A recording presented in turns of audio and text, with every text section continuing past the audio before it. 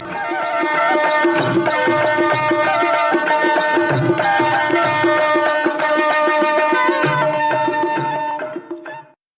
समातुन ताईं radio voice of Sindh London.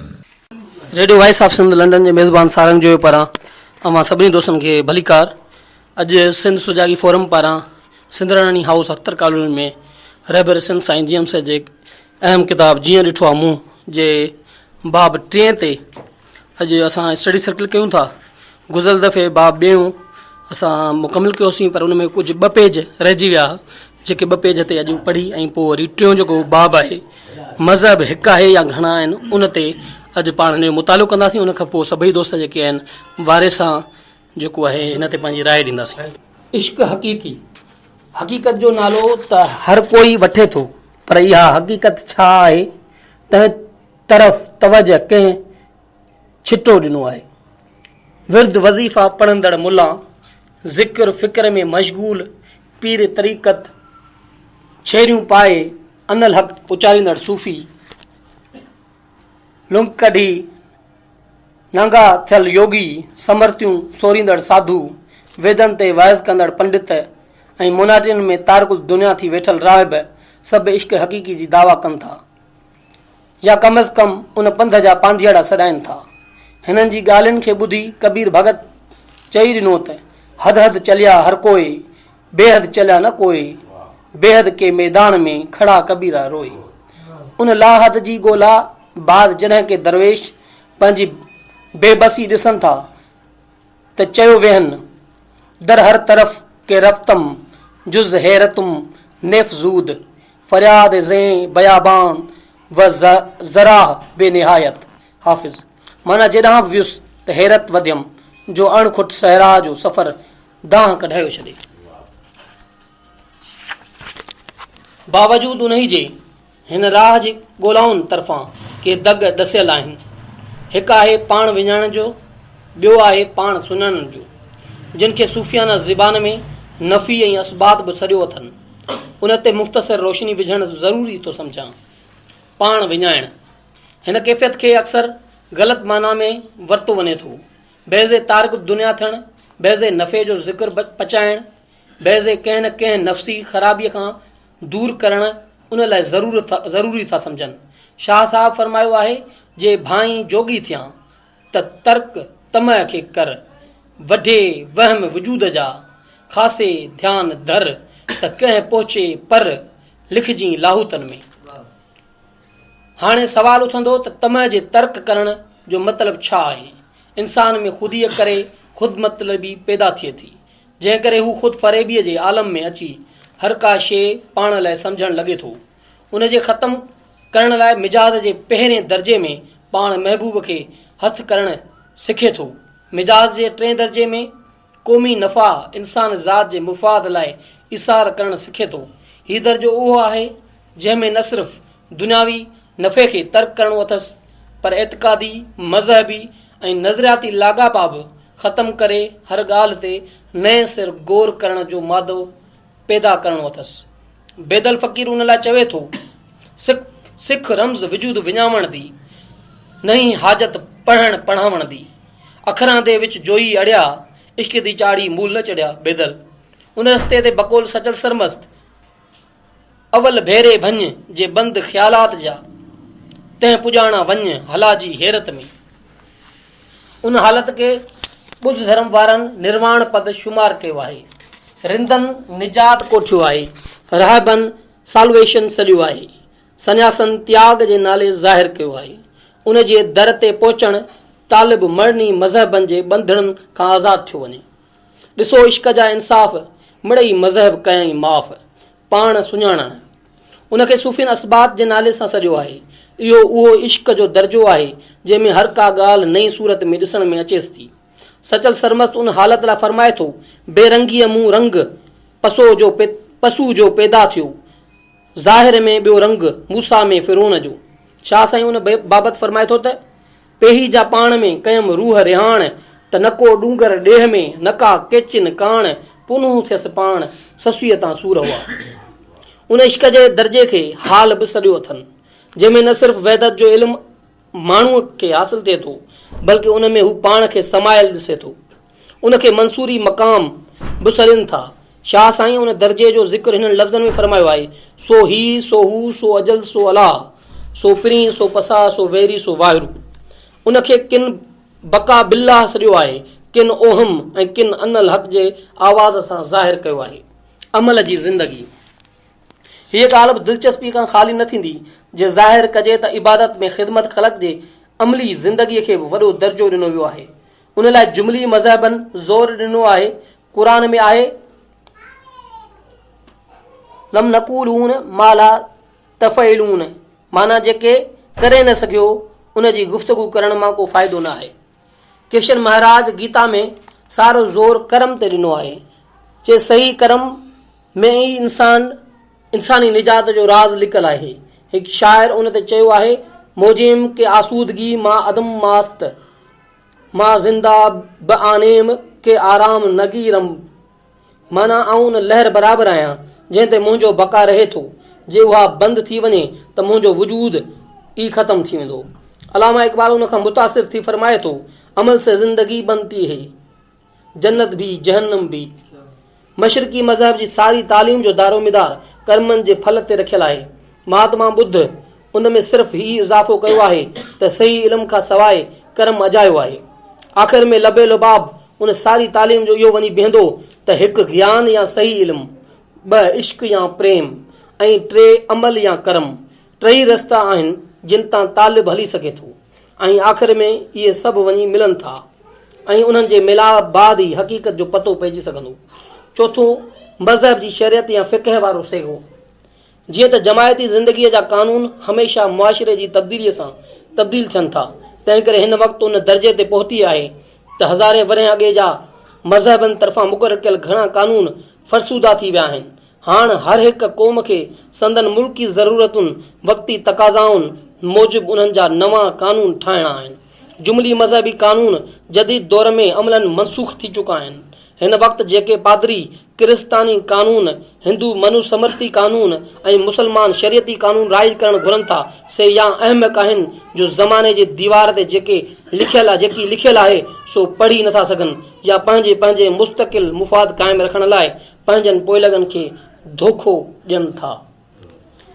हिन बाबति मजमूई तौर ते पाण गुज़िरियल स्टडी सर्किल में ॻाल्हायोसीं, पर उन जो जेको हीउ आख़िरी जेको नतीजो आहे ॾाढो अहम आहे त जेके बि जुमली मज़हब असांजे समाज जे अंदरि पैदा थिया आहिनि, हिन दुनिया में पैदा थिया आहिनि, उन्हनि मज़हबनि खे मुकमिल या आख़िरी चवणु या हर मर्ज़ जो हल उन मां ॻोल्हणु बेवकूफ़ी आहे, अहमकनि जी जन्नत में रहण जे बराबरि आहे। उन लाइ जेके आलिम आहिनि, मुफ़क्किर आहिनि, ॾाहा आहिनि, उहे मज़हबी तालीम खे पंहिंजी ज़िंदगी खे हिकिड़े बाउसूल तरीक़े सां ऐं इंसान ज़ात जी भलाई लाइ तौर ते इस्तेमालु करे सघे थो, पर पंहिंजी ज़िंदगी जी तरक़ी, ओज ऐं इंसान ज़ात जी जेकी तरक़ी आहे या बहबूद आहे, भलाई आहे, ॿी शयूं आहिनि, या इंसान ज़ात जी जेकी हीअ टेक्नोलॉजी वारो दौरु आहे, उन में जेका टेक्नोलॉजी आहे, जेका इंजीनियरिंग आहे, या मैथमेटिक्स ऐं ॿिया जेके इल्म आहिनि, साइंस आहे, उन जे आधार ते वक़्त ऐं हालतुनि खे साम्हूं रखी करे समाज जी नए सिर तामीर करे सघिजे थी। रुगो असां उन्हनि में चऊं त रुगो सभु कुझु मज़हब में आहे, मज़हबी किताबनि में आहे, उन मां हुजे न। इहो चवणु त हर कंहिं शइ जो इलाज या हर का शइ मज़हबी सहीफ़नि में मौजूदु आहे, इहो ख़ुदि असां मज़हबनि जी बि तोहीन था कयूं ऐं उनखे घटि ॾेखारणु था चाहियूं। हालांकि मज़हबी किताबनि में इंसानी ज़िंदगी जे लाइ इस्लाह वारा वाक़िया शामिल थियल आहिनि, उन में माण्हुनि खे इख़लाक़ी ज़िंदगी कीअं गुज़ारणु घुरिजे उन जा बुनियादी उसूल आहिनि, पर उहो हर इंसान जो जेको मरहम, हर इंसान जो इलाज जेको उन में नथो मिले। हिन मां इहो साबित थिए थो। सो अॼु असां जेको टियों बाब पढ़ंदासीं उन जो नालो आहे मज़हब हिकु आहे या घणा आहिनि। हाणे अचूं था पाण बाब 3 ते, मज़हब हिकु आहे या घणा आहिनि। हिन मसइले ते मज़हबी इल्म जा माहिर ॿिनि रायनि में विरहायल आहिनि। हिकिड़ा मज़हबनि जी कसरत ऐं बाहिमी इख़्तिलाफ़ जा क़ाइल आहिनि ऐं ॿिया कसरत पोयां बुनियादी वहदत में एतबार रखनि था। वहदत माना हिकिड़ाई, कसरत माना घणाई, इहे ॿ मुख़्तलिफ़ नुक़्ते नज़र आहिनि। ठीकु आहे, हिकिड़ा माना मज़हबनि जी कसरत ऐं बाहिमी इख़्तिलाफ़, घणनि मज़हबनि जी जेकी आहे उन घणाई ऐं उन्हनि में पाण में इख़्तिलाफ़ वारे नुक़्ते नज़र ते जेके रखंदा त हिकिड़ो मज़हब ग़लति आहे, ॿियो सही आहे, माना हिक ॿिए खे घटि वधि ॻाल्हाइनि था। पर ॿियनि जो नुक़्ते नज़र इहो आहे त बाबा समूरनि मज़हबनि जे पुठियां हिकिड़ी बुनियादी वहदत हिकिड़ी संभाल आहे, उन जो मक़सदु साॻियो आहे। ठीकु आहे, उहे ॿ नुक़्ते नज़र रखंदड़ माण्हू अॼु बि मौजूदु आहिनि। उन्हनि ॿिन्ही रायनि जे नुक़्ते निगाहनि खे ज़रा थोरो तफ़सील सां बयानु करणु ज़रूरी आहे। हिकु मज़हबनि जी कसरत ऐं बाहिमी इख़्तिलाफ़ जो नज़रियो। मज़हब जी तारीख़ जे ज़िक्र में ॼाणे आयो आहियां त क़दीम ज़माने खां हर मुल्क में माण्हुनि जे मुख़्तलिफ़ क़बीलनि में जुदा जुदा अक़ीदा, रस्मूं ऐं रिवाज, समाजी दस्तूर अमल, इबादतुनि या क्रिया कर्मनि जा तरीक़ा पई रहिया आहिनि, जिन जे आधार ते मज़हबनि जी तामीर थी आहे। क़दीम वहशियाना ऐं अवाइली दौर खे छॾे मौजूदा आलमगीर ऐं स्थानवी मज़हबनि खे थो ॾिसिजे।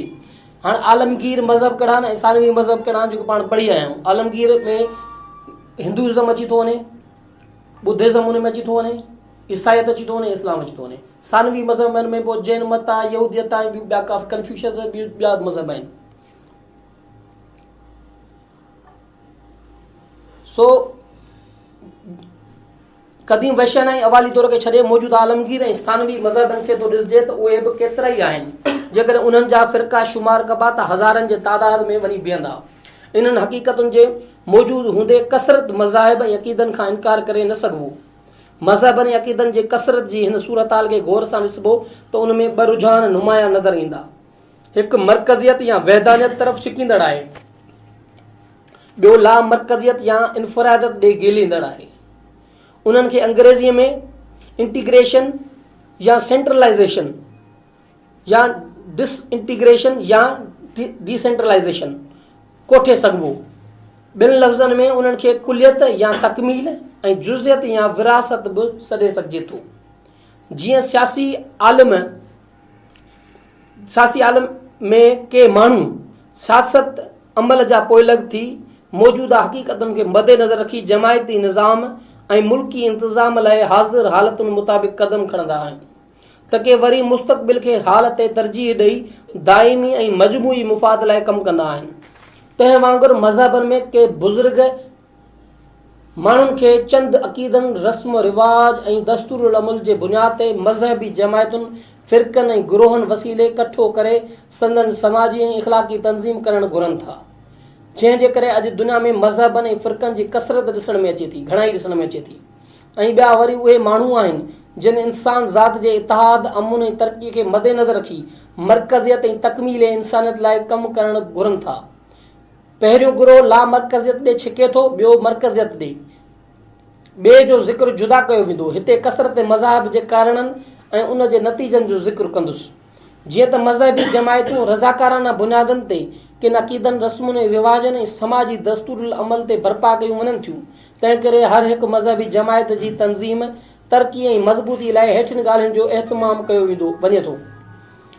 हिकु मज़हबनि जे बानियुनि खे मासूम ऐं मुकमिल करार ॾेई उन्हनि जे कोल ऐं फ़ैल जी पोइलगी करणु ज़रूरी ॻाल्हि थी वञे थी। मतिलबु हिकु मज़हबनि जे बानियुनि खे मासूम ऐं मुकमिल करार ॾेई उन्हनि जे कोल ऐं फ़ैल जी पोइलगी करणु ज़रूरी थी वञे थी। नंबर 2, उन्हनि जी ॾिनल तालीम खे फ़ोकुल अकुल खां मथां ऐं इलामी ॼाणे उन जी सदाकत में ईमान रखणु ज़रूरी सम्झो वञे थो।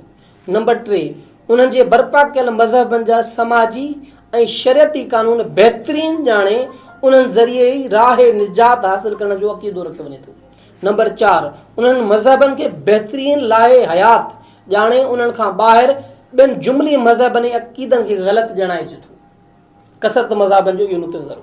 उन्हनि ॻाल्हियुनि जी एतिरे एहतमाम करे हर हिकु मज़हबी जमायत खे संदन मज़हबी अक़ीदनि ऐं दस्तूर अमल जी सदाकत में वेसाह वेही वियो आहे। अहिड़ी तरह उहे मुस्तक़िल मुफ़ाद बणिजी पिया आहिनि ऐं उन जी सूरत हाल में जुदा जुदा मज़हबनि जे जुदा जुदा फ़िरक़नि जो पैदा थियणु ऐं मौजूदु रहणु फितरी ॻाल्हि थियो पवे। उन हालत में कसनमी गोयत के दोग मंतरश अस्त, को बि नथो चवे त मुंहिंजो धोरो खटो आहे वारो मामिलो बणिजो पवे। जहिड़ी तरह दुनिया जे मुख़्तलिफ़ खंडनि, मुल्कनि, सूबनि, ज़िलनि ऐं तपनि में विरासत माण्हुनि जे बाहिमी सहूलियत ऐं शनाख़्त लाइ ज़रूरी आहे, तहिड़ी तरह इंसान ज़ात जी नज़रियाती दुनिया में मज़हबनि ऐं फ़िरक़नि जो वजूद अमली कारकर्दगी लाइ लाज़मी ऐं फितरी आहे। तंहिं करे अहल तसोफ़ ऐं रासिखुल इल्म माण्हुनि कॾहिं बि कंहिं मज़हब या फ़िरके जी ज़रूरत ऐं अफ़ादत खां इनकार न कयो आहे। जहिड़ी तरह दुनिया में अॼुकल्ह हर क़ौम जी हक़ ख़ुदि इरादी जो हक़ बेन अक़वामी तौरु क़बूल कयल आहे, अहिड़ी तरह हर माण्हू फ़िरके मज़हब जी राय या रायनि जी आज़ादी ऐं मज़हबी शरीयतनि अक़ीदनि या इबादतुनि जी आज़ादी खे बि तक़सीम करणो आहे। अक्सर इख़्तिलाफ़ जो कारण मुख़्तलिफ़ अक़ीदा, मुख़्तलिफ़ इबादत जा तरीक़ा, मुख़्तलिफ़ दस्तूरुल अमल नथा थियनि, लेकिन जॾहिं कि मज़हबी गिरोह हक़ जी हिकु हठी पाण वटि ॼाणे ॿियनि खे ग़लति ऐं नाहक़ ते सम्झी ज़बरदस्तीअ सां ॿियनि खे हम ख़्याल हम मज़हब बणाइण जे उसूल में एतिक़ाद रखनि था, जंहिंखे मुसलमाननि जहाद जो नालो ॾिनो आहे, तॾहिं इख़्तिलाफ़ पैदा थियनि था। जेकॾहिं रज़ाकारनि तौर ते उनजी प्रचार थिए थी त उहो मसइलो न आहे, पर जॾहिं को माण्हू को मज़हब को फ़िरको के ॿिए फ़िरके खे ग़लति, ॿिए मज़हब खे ग़लति सम्झी ऐं पंहिंजे मज़हब पंहिंजे फ़िरके खे सही ॼाणे ऐं ॿियनि ते उहो मढ़े थो ऐं ज़बरदस्ती उनखे चए थो तूं बि असांजो थी, तॾहिं नफ़ाक़ नफ़रत ऐं इंता पसंदी जनम वठे थी ऐं उनखे जहाद जो नालो ॾिनो वञे। तॾहिं इख़्तिलाफ़ पैदा थियनि था ऐं पोइ हर मज़हब ऐं हर फ़िरके तरफ़ां उन मज़हब ऐं उन फ़िरके जे नाले में अवाम खे इस्तेमाल गर्ज़ी एक्सप्लोटेशन लाइ कुतुब आणण जी कोशिशि कई वञे थी, अवाम में माण्हुनि खे इस्तेमालु कयो थो वञे। मज़हब इस्लाम जी सही तशरीह मुताबिक़ ला इकराह फि दीन आहे, यानी दीन जे मामलनि में का बि ज़ोर ज़बरदस्ती न हुअणु घुरिजे। ॿिए हंधि चयल आहे लकुम दीनकुम वलिय दीन, यानी तुंहिंजो दीन तो लाइ ऐं मुंहिंजो दीन मूं लाइ, हर हिक खे संदसि दीन जी आज़ादी आहे। टे हंधि पैगंबर सल्लल्लाहु अलैहि वसल्लम चयो आहे त इख़्तिलाफ़ उम्मती रहमत, यानी उम्मत में राय इख़्तिलाफ़ रहमत आहे। क़ुरान में आयल आहे लक़द क़ौम हा, यानी हर हिकु गिरोह या क़ौम लाइ पंहिंजी हिदायत या दस्तूरुल अमल आहे। कसरत मज़ाहिब बाग़ आलम खे रंगा रंगी गुलनि जो चमन बनाए उन जी ज़ेबाइश में वाधारो आणे छॾियो आहे। इस्लाम जी सही तशरीह ॼाणण वारो मुसलमान दुनिया जी हर शइ ऐं नज़रे खे बेकार न सम्झे, उन मां मुफ़ीद ऐं क़ाबिल क़बूल मवाद हासिल करे थो। हिन जे ज़हन में ही ॻाल्हियूं साफ़ वेठल रहनि थियूं त हिकु मज़हब माण्हुनि लाइ पैदा कयल आहिनि, न माण्हू मज़हबनि लाइ। ॿ दुनिया जा सभु मज़हब, नज़रिया, फ़लसफ़ा, साइंसूं ऐं इल्म माण्हुनि खे किताबनि जी लाइब्रेरीअ तौरु कतब आणणा आहिनि। उन्हनि मां ख़ज़मा सफ़ा दमा क़दर जे सबक़ मुताबिक़ चङी ऐं मुफ़ीद ॻाल्हि वठणी आहे ऐं गैर मुफ़ीद खे फिटो करणो आहे। नंबर 3, दुनिया में का बि शइ, नज़रियो, फ़लसफ़ो, मज़हबी अक़ीदो वग़ैरह आख़िरी ऐं मुकमिल थी नथो सघे।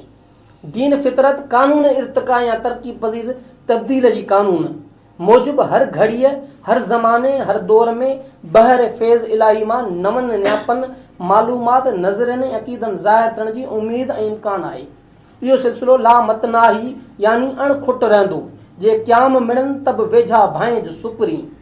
जॾहिं बि ऐं जिते बि के मज़हब, नज़रिया, फ़लसफ़ा, अक़ीदा इंसान ज़ात जे इत्तिहाद, मान ऐं तरक़ीअ में रुखनो विझनि, रुकावट विझनि, त अहिड़ीअ हालत में उहे गैर फितरी बणिजी वञनि, नुक़सानकार बणिजी वञनि। नंबर 2, कसरत मज़हब पोयां बुनियादी वहदत जो नज़रियो। पहिरियों पढ़ी आयासीं कसरत जो मज़हबनि में यकीन रखंदा, पर हाणे सभिनी मज़हबनि जे पोयां बुनियादी वहदत जो जेको नज़रियो आहे उन ते ईंदासीं। मथे ज़िक्र करे आयो आहियां त क़दीम वक़्त खां वठी दुनिया जे मुख़्तलिफ़ मुल्कनि, दौरनि, क़ौमुनि में के अहिड़ा माण्हू बि पैदा थिया आहिनि जिन इंसान ज़ात जे इतिहाद, अमुन ऐं तरक़ीअ लाइ पंहिंजी कोशिशि कई आहे। हिननि खे कसरत मज़ाहिब, अक़ाइद, दस्तूरुल अमल, नज़रनि वग़ैरह जे पोयां बुनियादी वहदत ॾिसण में आई आहे। उन्हनि बिना इम्तियाज़, बिना फ़र्क़ मज़हब, नस्ल, क़ौम जे, नस्ल जे, रंग नस्ल जे ऐं मज़हब जे फ़र्क़ जे उन वहदत जे मक़सद आज़म जे उसूल लाइ पंहिंजी कोशिशि कई आहे। उन्हनि मुआशिरे जी ज़रूरतुनि, वक़्ती मसलहतुनि, क़दीम रिवायात, अवाम जे तअसुबनि, क़दीम अक़ीदनि ऐं माण्हुनि जे मकानी, नस्ली ऐं ज़हनी इर्तिका जी तक़ाज़ाउनि मूजिबि ठहियल मुख़्तलिफ़ जमायती दस्तूरुल इल्मनि ऐं इबादतुनि जे तरीक़नि ऐं तंज़ीमुनि जी ज़ाहिरी कसरत पोयां बुनियादी वहदत समायल ॾिठी हुई। अहिड़े क़िस्म जो फ़िक्र हेठि ज़िक्र कयल ॿिनि ज़रियनि वसीले पए ज़ाहिर थियो आहे ऐं वधियो ऐं पखड़ियो आहे। हिकु मख़फ़ी ऐं सीना बसीना तालीम जे ज़रिए, ऐं ॿ क़यासी ऐं साइंसी खोजना जे ज़रिए, दलीलनि जे ज़रिए ऐं साइंसी खोजना जे ज़रिए, मंतक़ जे ज़रिए ऐं साइंस खोजना जे ज़रिए। नंबर पहिरियों मख़फ़ी ऐं लिकियल ऐं सीना बसीना तालीम जो जेको ज़रियो आहे, इहा तस्लीम शुदा हक़ीक़त आहे त सभई माण्हू ज़हनी इर्तिक़ा में हिकु जहिड़ा न पई रहिया आहिनि। को कंहिंखां घटि आहे ज़हन में, को वधीक आहे, पंहिंजे तजुर्बे ऐं मुशाहिदे जे आधार ते। हिकिड़ा मुहज़िब रासिख़ुल इल्म ऐं साहिब दिलि आहिनि, ॿिया गैर मुहज़िब जाहिल ऐं मुतहसिब आहिनि, तअसुब कंदड़ आहिनि। ॿई गुरोह जे हमेशह ॿिए गुरोह जेको ॿियो जेको आहे मुतहसिब वारो, ॿिए गुरोह जी हमेशह कसरत रही आहे, घणाई रही आहे, जहालत वारनि जी घणाई रही आहे।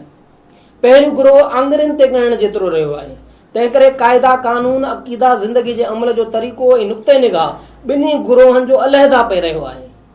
हिकिड़नि शख़्सी फ़रोई ऐं आर्ज़ी नफ़े खे तरजीह ॾिनी आहे, ॿियनि मजमूई उसूली ऐं दाइमी ॻाल्हियुनि ॾे तवजह पई ॾिनो आहे। हिकिड़नि जे साम्हूं हाल हो, ॿियनि जे अॻियां मुस्तक़बिल हो। पैगंबरनि बि हिकिड़ियूं ॻाल्हियूं आम लाइ कयूं आहिनि, ॿियूं ख़ासि लाइ। ख़ासि जूं ॻाल्हियूं आम जे सम्झ खां मथे आहिनि। उनखां सवाइ अक़ीदनि, रायनि ऐं ज़िंदगी जे तरीक़े में जा ख़ासि माण्हुनि खे आज़ादी या गुंजाइश मिलणी आहे, उन जा रिवाजी गैर तरक़ी याफ़्ता ऐं जाहिल माण्हू हर हालत में हमेशह मुस्तहिक नथा थी सघनि। उन करे अवाम लाइ जे मज़हबी दस्तूर अमल, अक़ीदा ऐं समाजी कानून रिथा वञनि था, से जुदा क़िस्म जा थियनि था। मथे ज़िक्र करे आयो आहियां त मुनज़िम मज़हब ऐं उन जा फ़िरका कुझु वक़्त खां पोइ मुस्तक़िल मुफ़ाद बणिजो पवनि। तंहिं करे उन जे अॻुवाणनि जे मुफ़ादनि वटां इहा ॻाल्हि थिए थी त अवाम संदन चंबे में फाथल रहनि। आहिस्ते आहिस्ते इंसानी समाज में हुक्मरान गुरोह, मज़हबी महनदार ऐं शाहूकार तबिके जा मुफ़ाद साॻिया थियो पिया, हिकु जहिड़ा थियो पवनि। तंहिं करे का बि ॻाल्हि जा माण्हुनि खे आज़ाद राय, आज़ाद ख़्यालीअ सां वाक़ुफ़ करे, मानूस करे सा हू हेकारी बर्दाश्त नथा कनि ऐं अवाम जे तहसुबात ऐं क़दीम अक़ाइद जी आड़ में का बि अहिड़ी ॻाल्हि जंहिंमें संदन मुफ़ादनि खे नुक़सानु पहुचण जो अंदेशो आहे या ख़तरो आहे, उन लाइ अवाम जा जज़्बात बरअंगीख्ता करे आज़ाद ख़्याल माण्हुनि खे सज़ाऊं ॾिनियूं वेंदियूं आहिनि। तंहिं करे दरवेशनि अक्सर अहिड़ियुनि ॻाल्हियुनि खे मख़फ़ी तौरु ज़ाहिर कयो आहे, सीन बिसना लिकल तौरु ज़ाहिर कयो आहे। छो जो तारीख़ शाहिद आहे त तारीख़ में हुसैन बिन मंसूर हुजे या शहीद शाहनाद हुजे, सरमद हुजे, दारा हुजे, उन्हनि में जॾहिं बि हक़ जी ॻाल्हि कई आहे, सिधी ॻाल्हि कई आहे, त उन्हनि खे संसार कयो वियो आहे, उन्हनि खे फाही चढ़ियो वियो आहे, उनजा सिर कलम कया विया आहिनि। उन करे जेके आलम मुफ़क्किर हुआ, उन्हनि इहे तजुर्बा ॾिठा त हुननि उहे ॻाल्हियूं रुमाल में वेड़े शाइरी जे अंदाज़ में मख़फ़ी अंदाज़ सां सीने बसीने उहे ॻाल्हियूं आम ताईं पहुचाइण जी कोशिशि कई। दरवेशनि में बि ॿ गुरोह रहिया आहिनि, हिकु सालिक ऐं ॿिया मजज़ूब। सालिकनि हक़ जो आवाज़ अहिड़े नमूने इशारतनि ऐं कानिता ज़ाहिर कयो जो आवाम जे तअसुबात खे बि मजरूह न कयाऊं ऐं मुस्तक़िल मुफ़ाद जी ज़द खां बि बची विया, जंहिं लाइ मौलाना रूम अलैहि रहमतुल्लाह फरमायो आहे, नोश्तरान बाशद के सर दलबरा गुफ्ता आयत दर हदीस ए दीगरा। उन मां सनन मुराद हीअ हुई त सम्झण वारा ॻाल्हि सम्झी वेंदा, बाक़ी आम माण्हू उनखे न सम्झी सघंदा, जंहिं करे मुस्तक़िल मुफ़ाद जे ज़द खां महफ़ूज़ रहियो। ख्वाजा हाफ़िज़ शिराज़ी उन हालत खे मद्देनज़र रखी फरमायो आहे, मसलहत नीस्त के अज़ पर्दा बरून अफ्तद राज वरना दर मजलिस रिंदा ख़बरी नीस्त के निस्फ़। माना उहा मसलत भरी ॻाल्हि न आहे त पर्दे खां ॿाहिरि करे गुफ़्तगू कजे, न त सालकनि खे हर ॻाल्हि जो पतो आहे। हिननि जी राय हुई त नांग बि मरे, लठ बि न भॼे। अहिड़े तर्ज़ अमल इख़्तियार करण लाइ हिननि कई दलील ॾिना थे, चे मुस्तक़िल मुफ़ाद ऐं मुनज़िम मज़हब जी रिवायात ऐं तहसुबात ख़िलाफ़ खुलियल गुफ़्तगू मां को फ़ाइदो कोन थींदो, छाकाणि त आम उहा सम्झंदा कोन ऐं ख़ासि नाराज़ थी सख़्ती इख़्तियार कंदा।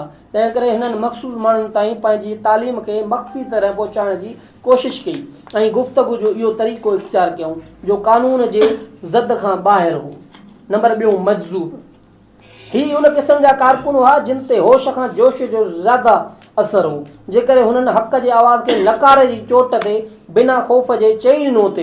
हिननि खे पतो हो त उन करे हेठां रदअमल थियण ऐं नुक़सानु पहुचण वारा हुआ। हिकु अवाम ते मुनज़िम मज़हबनि जे तसरत जे घटिजण जो इम्कान हो, जंहिं करे मज़हबी महदार ऐं संदन मददगार हाकिम नाराज़ थी हिननि जे कम ते बंदिश विझण वारा हुआ ऐं संदन ख़िलाफ़ अवाम खे भड़काए खेनि सख़्तु सज़ाऊं ॾियण वारा हुआ। ॿ, पर उन ई इल्म जे बावजूदि हिननि जो एतिक़ाद हो त अवाम जी दिलि सालिम हुई, सिर्फ़ु हिननि जी सम्झ घटि हुई। उन करे खुलियल ऐं नगारे जी चोट ते जा ॻाल्हि खेनि हर हर ॿुधाइबी उहा ई ॿुधंदा ज़रूरु। मुमकिन आहे त उन्हनि ते तुर्त असर न थिए ऐं हुकाम वक़्त ऐं मज़हबी महदारनि जी सज़ाउनि ऐं कारकुन जी कुर्बानीनि बादि ई उन्हनि ते असर पवणु शुरू थिए। उन हालत जी ग़ालिब अहिड़ी तरह तर्जुमानी करे थो। ग़ालिब तहज़ीर जुर्म इश्क है बेकार है मुहतसिब बढ़ता है और ज़ोक गुनाह या सज़ा के बाद। ख्वाजा हाफिज़ सागे ख्याल के इन तरह अदा करे थो।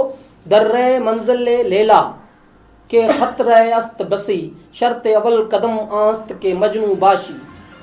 माना लेला जे रस्ते में घणेई ख़तरा आहिनि, उन ताईं पहुचण लाइ पहिरियों शर्त इहो आहे त चरियो थी। नंबर 1, वजूद सिर्फ़ ज़ात हक़ीक़ी जो हो, ॿी सभु उन जी सफ़ात हुई।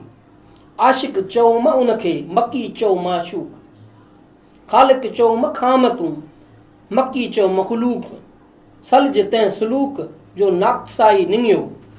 नंबर 2, उन ई नज़रे में एतिक़ाद रखण करे ख़ालिक ऐं मखलूक जा तफ़ावत निकिरी विया, माना हू ऐं असां हिकु आहियूं।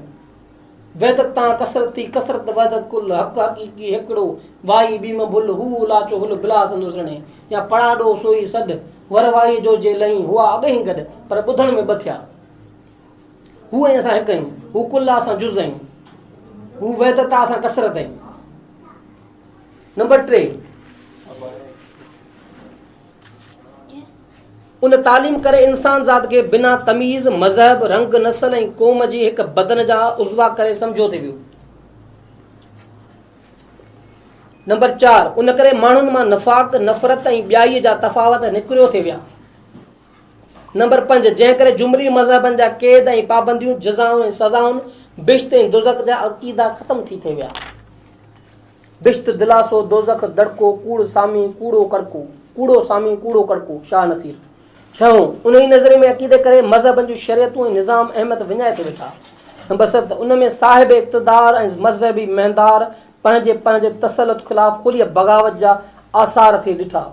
इहे ॻाल्हियूं अहले इल्म ऐं साहिब दिल शख़्सनि ताईं मौजूदु हुयूं। मुसलमाननि में पैगंबर ख़ुदा जे उन्हनि राज़नि जो इल्मु हज़रत अली अलैहिस्सलाम खे मालूम थियो, जंहिंखां जुदा जुदा सिलसिला तरीक़त जा निकिता। अना मदीनतुल इल्म व अली बाबिहा, यानी आउं इल्म जो शहर आहियां, अली दरवाज़ो आहे। उन ॻाल्हि ॾे इशारो आहे। उन रस्ते में गुरूअ खे मुर्शिद जे ज़ाती असर ऐं सत्संग करे उन्हनि राज़नि जो पतो पवे थो। हिन गुरूअ वारा इल्म ऐं इश्क ज़रिए उन ॻाल्हि जो पतो लहनि था। आलिम ऐं वेदांतियुनि वजूदियुनि ऐं वहदतुल वजूदनि उन मसइले ते रोशनी विधी आहे। मग़रिब में क़दीम दौर में अफ़लातून यानी प्लेटो ऐं जदीद दौर में स्पिनोज़ा ऐं नो अफ़लातूनियन में ॿियनि उन ई मसइले ते लिखियो आहे। मशरिक़ में ताज़ो रामकृष्ण मठ जी सवामी विवेकानंद ऐं ॿियनि उन ते रोशनी विधी आहे। मुसलमाननि में मुहिउद्दीन इब्न अरबी उन नज़रे खे फ़लसफ़ाना तौरु साबित करण जी कोशिशि कई। आशिक़नि में मौलाना रूम, मंसूर, अतार, शम्स तबरेज़, सरमद, शाह इनायत, सचल वग़ैरह उन मसलक जे सिलसिले में ख़ासि ज़िक्र करण जे लाइक़ आहिनि। ॿियनि मज़हबनि ऐं क़ौमुनि में कई अहिड़ा माण्हू मिली सघंदा। हीअ ॻाल्हि साफ़ ज़हन में विहारण जे लाइक़ आहे त सालिकनि ऐं हक़ीक़ी आशिक़नि जा इहे ख़्याल जुमली दीननि ऐं धर्मनि जे जुदागना निज़ामनि इंसान ज़ात खे धर्मनि जे नाले में विराइण जे ख़िलाफ़ हुआ, जंहिं करे मज़हबी महदारनि तरफ़ां उन्हनि जी सख़्तु मुखालिफ़त थी, जिन उन्हनि जे ख़िलाफ़ इहे जवाब पेश कया जिन जे ज़रिए संदन दुकान हलाइण जो जवाब पैदा थी सघे। मुसलमाननि में इमाम गज़ाली ऐं इमाम रब्बानी मज़हबी शरीयतुनि जे जवाब में फ़लसफ़ाना दलील पेश कया। अहिड़ी तरह हिंदुनि में आर्या समाज क़दीम सभ्यता जे नाले में जवाब पेश कयो। ईसाइनि में रिफॉर्मेशन इस्लाह ऐं रिनेसेंस तहरीकूं पैदा थियूं, जिन जुदा मज़हबनि जे क़याम ऐं बका लाइ दलील ॾिना। हिते सभिनी धुरियुनि जी अहिड़ियुनि तहरीकुनि जो ज़िक्र बाहिस तवालत सम्झी सिर्फ़ु मुसलमाननि में वहदतुल वजूदी तहरीक ऐं उन जे जवाब में वहदतुल शहूदी तहरीक जो ज़िक्र कंदुसि, जो ॿियनि धर्मनि में उन क़िस्म जी तहरीकुनि जो बि नमूनो पेश कंदो ऐं उन मां पढ़ंदड़नि खे उन्हनि तहरीकुनि जो ज़िक्र पस मंज़र में मालूम थी सघंदो। वहदतुल वजूद जो नज़रियो मुसलमाननि में उन नज़रिये जो बानी शेख मुहिउद्दीन इब्न बिन अली इब्न अरबी हो, खेसि शेखुल अकबर बि करे छॾींदा हुआ। हू ॾखण स्पेन में मोर्सिया जे शहर में 560 हिजरी मुताबिक़ 1164 ईस्वी में ॼाओ ऐं हातिम ताई जे औलाद मां चवण थे आयो। हिन 567 हिजरीअ में पोर्चुगाल जी मौजूदा गादी लज़ीन में शेख अबू बकर बिन ख़ज़ाब खां इब्तिदाई तालीम वरिती। उन वक़्तु उभरंदे स्पेन जो गवर्नर सुल्तान मोहम्मद हो। इब्न अरबी इब्तिदाई तालीम वठण खां पोइ मसूली में वियो, जिते कुझु वक़्तु रही वरी कार्डोवा में कुझु तरबियत हासिल करे उतां मोराको में फैज़ ऐं मिस्र में सिकंदरिया मां थींदो अची दमिश्क रहियो, जिते 638 हिजरी मुताबिक़ 1240 ईस्वी में वफ़ात कयईं। जबल काज़ियूं ते काज़ी मुहिउद्दीन ज़की जे मक़ाम में दफ़न थियल आहे। इहो इब्न अरबी आहे जंहिं इस्लामी तसव्वुफ़ में फ़लसफ़ियाना तौरु नज़रे वहदतुल वजूद जो बुनियाद विधो, जो पोइ सभिनी मुस्लमान मुल्कनि में पखिड़िजी वियो। ईअं न आहे त नज़रे जा उन खां अॻु मञींदड़ कोन हुआ। दरवेश जो चवणु आहे त उहा सीना बसीना रसूल मक़बूल जे ज़रिए हज़रत अलीअ खां मुख़्तलिफ़ दरवेशनि ताईं पहुती। मंसूर हलाज, शम्स तबरेज़, ख्वाजा फरीदुद्दीन अत्तार वग़ैरह उन जी खुलम खुला तबलीग कई, पर फ़लसफ़ियाना अंदाज़ में उनखे मंतकी दलीलनि ज़रिए सम्झाइण में शेख मुहिउद्दीन इब्न अरबी जो ख़ासि मक़ाम आहे। सदस किताब फसूसुल हकम उन लाइ पढ़ण जे लाइक़ु आहे। नज़रे वहदतुल वजूद खे हम ओस्त जो नज़रियो बि सड़ियो वियो आहे, जंहिंजो मतिलबु उहो आहे त जुमली हस्तीअ जो हक़ीक़ी वजूद हस्ती मुताबिक़ या वजूद कुल आहे। इहो वजूद कुल ई ख़ुदा आहे। जुमली काइनात संदसि पृथ्वी जो ज़मीन जो मज़हर या अक्स आहे, जंहिंखे आलम सफ़ात सजे थो ऐं उनखे जुदा हस्ती न आहे। ला मौजूद लिल्लाह, यानी अलाह खां सवाइ को बि ॿियो मौजूद न आहे। उनजो मोल मतो आहे जीअं माण्हूअ जो आईने में अक्स या ज़मीन ते संदसि पाछूलो या उनजे आवाज़ जो पड़ाडो का जुदा हैसियत कान था रखनि। उन वांगुरु सिफ़ात बि का जुदा हैसियत कान थी रखे, बल्कि उहा ज़ात हक़ीक़ी ते मिदार रखंदड़ ऐं संदसि अक्स मिसल आहे, जेको सवेर बेतन में ॿुधायूं।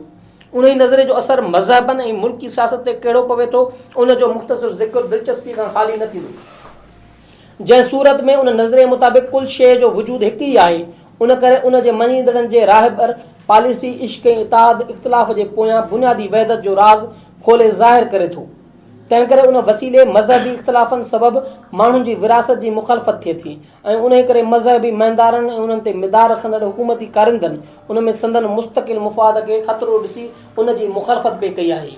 उन नज़रे खे इंतहा पसंदी या इतदाल जी हद में पेश करण जो मिदार मज़हबी महिंदार जे रदअमल ते रहियो आहे। जॾहिं मज़हबी गिरोह हद खां वधीक मज़हब जे इस्तेमालु गर्ज़ी कई आहे ऐं उन लाइ खेनि सख़्तु कटरपणे ऐं तंग नज़री जी रविश इख़्तियार करणी पई आहे, तॾहिं वहदतुल वजूद दरवेशनि मुर्गो मज़हबी निज़ामनि जे ख़तमु करण जो आवाज़ु उथारियो आहे। जीअं सचल अली रहमतुल्लाह अहिड़ी हालत में चयो ॾिए त जॾहिं मुंबर मस्जिद मुनारे वीरान थीसीं, हाल हकानी म्या सचू हासिल न थी वई। वहदतुल शहूद जो नज़रियो, वहदतुल वजूद जो नज़रियो जंहिंमें हिकिड़ाई आहे, जंहिंमें ख़ुदा ऐं उनजी तख़लीक़ ही पूरी काइनात हिकिड़ो वजूद आहे, ॿ जुदा शयूं न आहिनि। उनखे ॿ जुदा शयूं पेश करणु माना ॿिया ई आहे हुननि जी नज़र में। ऐं जेको मज़हबनि जे अंदरि जेको शिदत पसंदी इंतहा पसंदी वारो जेको रवैयो हुयो या हाकमनि या मुलनि जेको आहे वक़्ती तौर ते मज़हब खे जेको इस्तेमालु करे आम माण्हू खे ग़ुलाम बणायो आहे, उनखे गीज़ू ठाहे छॾियो आहे, त उनजे ख़िलाफ़ हिननि बग़ावत जो अलम बुलंद कयो आहे। हाणे ॿियो आहे वहदतुल शहूद, जेको शरीयत जे बुनियादनि ते जेको माण्हुनि खे अक़ीदे जे बुनियादनि ते पास आहे, आम माण्हुनि खे कीअं मफ़लूत थो बणाए, हाणे उहो नज़रियो हाणे ॿुधायूं तव्हांखे। वहदतुल शहूद जो नज़रियो, इन जो ॿियो नालो हम इज़ ओस्त आहे। हिन नज़रिए मुताबिक़ जुमली हस्तीअ जो बुनियाद वजूद कुल यानी ख़ुदा आहे, लेकिन काइनात जे पैदा थियण बाद मादी दुनिया बि पंहिंजी जुदा हस्ती रखे थी, माना ख़ुदा अलॻि आहे ऐं मादी दुनिया जुदा आहे। हस्ती मुताबिक़ ख़ुदा पाक ऐं आला आहे। आलम सिफ़ात खे उन सां तशबीह ॾेई नथी सघिजे। मादो पंहिंजे दायरे असर हेठि क़ादिर आहे। उन ई नज़रे में मञण करे हर शइ जा ॿ पहलू थियनि था, हिकु पहलू रूह ऐं ॿियो मादो आहे। हिकु तरफ़ सच आहे, ॿिए तरफ़ कूड़ आहे। सवाब ऐं गुनाह जुदा शयूं आहिनि, तंहिं करे जज़ा ऐं सज़ा लाज़मी थियूं पवनि। उन करे माण्हुनि खे गुनाह ऐं गुमराही मां कढी राह हक़ ऐं सवाब तरफ़ हलाइण मज़हबी इदारनि जो फ़र्ज़ु थियो पवे। इहो फ़लसफ़ो आलिम ऐं वहदत जे यक वजूदीअ जे बावजूदि कसरत जे ज़ाहिर इख़्तिलाफ़नि खे हक़ीक़त करे मञे थो। उन मुताबिक़ सो वेरी सो वाहिरू न आहे। हिते मुहबत सां गॾु कुल्फ़त खे बि जाइ आहे। इहो नुक़्ते निगाह हिकु हद ताईं पाण में के ख़ासियतूं रखे थो, पर आख़िरी तरह इहो दुईअ ॾे छिके थो।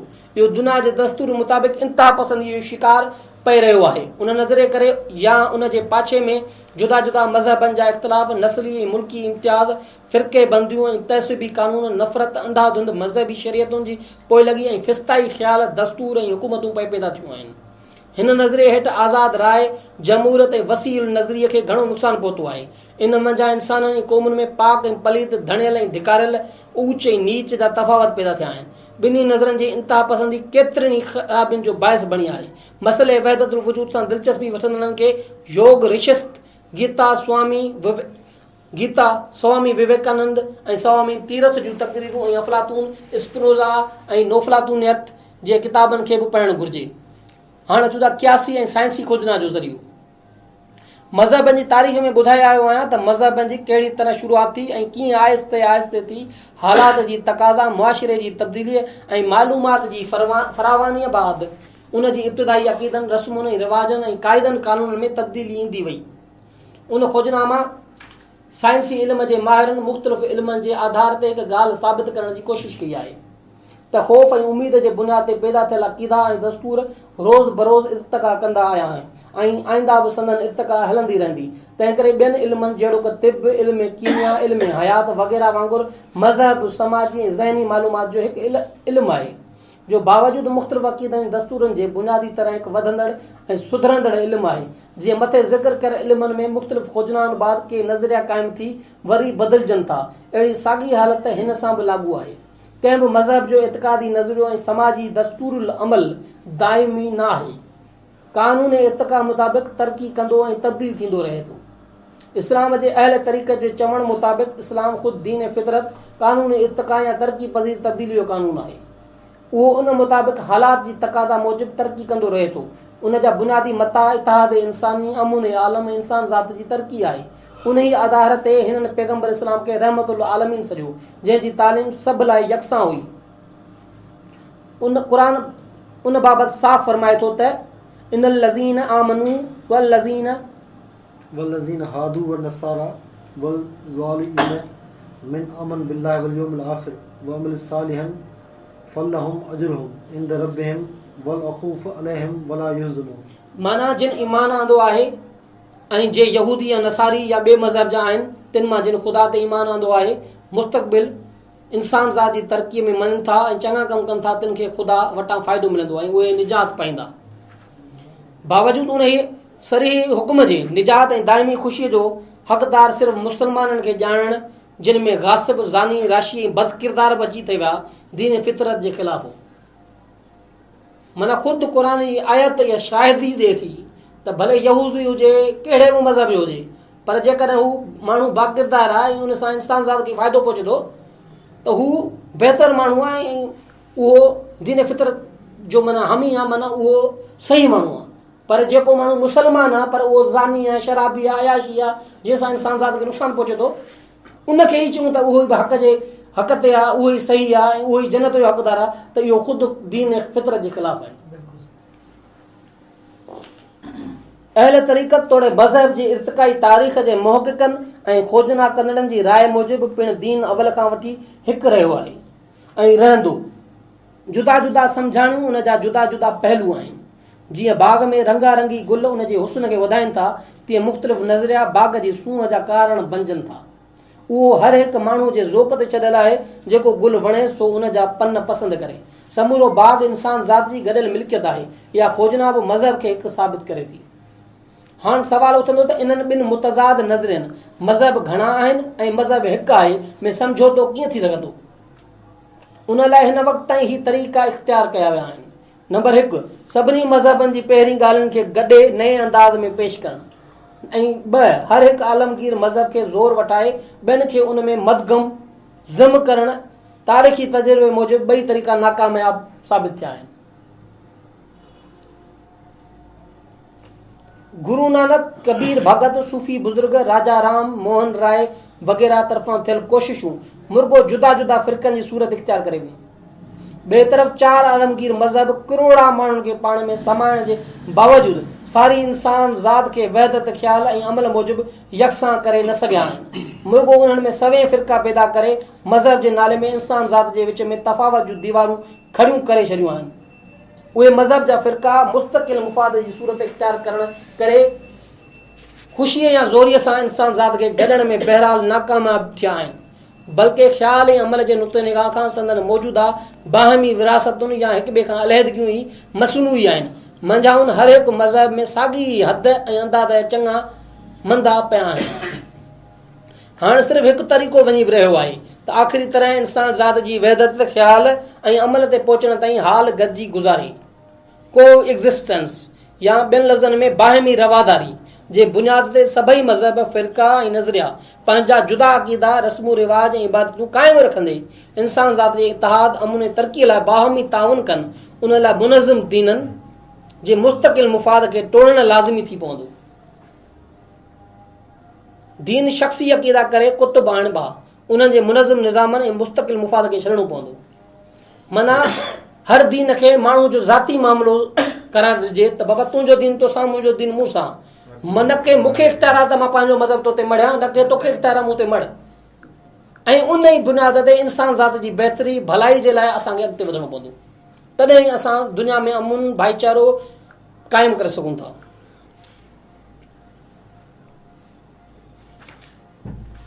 हिते बाब टियों ख़तमु थिए थो। हिन बाब में पाण छा सिखियो ऐं उन सिख्या मां असां कहिड़ी रीति पंहिंजे समाज में उन मैसेज खे अप्लाई करे समाज में तब्दीली आणे सघूं था। उन ते सभई दोस्त जेके आहिनि पंहिंजो वारे वारे सां राय ॾियो, पंहिंजो तारुफ़ करायो, उन खां पोइ पाण किताब ते ॻाल्हायूं।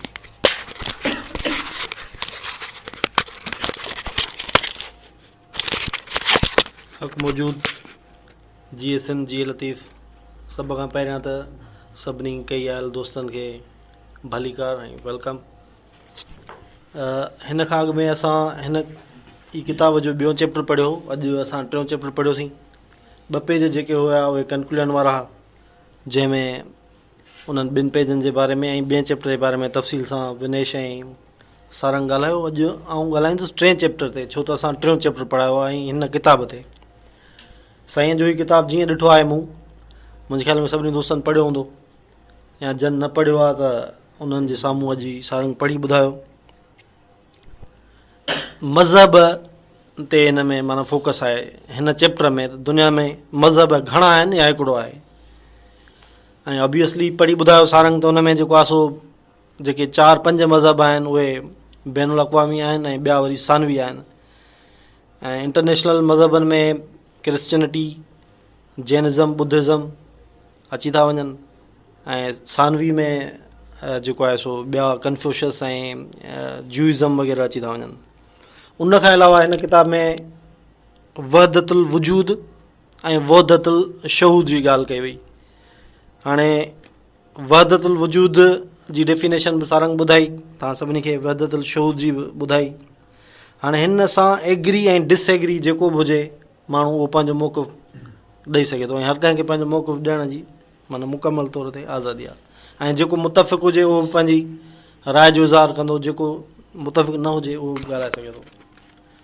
वहदत मां कसरत थी, वहदत कसरत कुल, हक़ हिकिड़ा ई हिकिड़ो, ॿिया ई ॿी न भुल। असां सिंधियुनि जो जेको मज़हब रहियो आहे, अवाइली मज़हब, मुंहिंजे ख़्याल में सनातन धर्म। सनातन धर्म में इहो त माना को बि बुत कोन हो, का बि डेटी कान हुई देवी, या कंहिं बि शइ जी पूॼा कान कई वई हूंदी। फितरत परस्त माण्हू हूंदा हुआ सिंधी।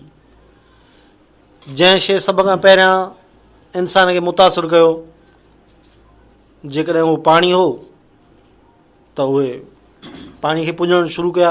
उन्हनि माण्हुनि उन्हनि खे पाणी पंथ चओ या जल पुॼारी चओ, या जहिड़ो बि उन धर्म खे माना तव्हां नालो ॾियूं असां। उन खां पोइ उन्हनि ॾिठो त बाबा जेको आहे सो इन खां ताक़तवर शइ जेका आहे उहा बाहि आहे। जेका बि शइ उन में वञे थी सड़ियो भस्म थियो वञे, ख़तमु थियो वञे।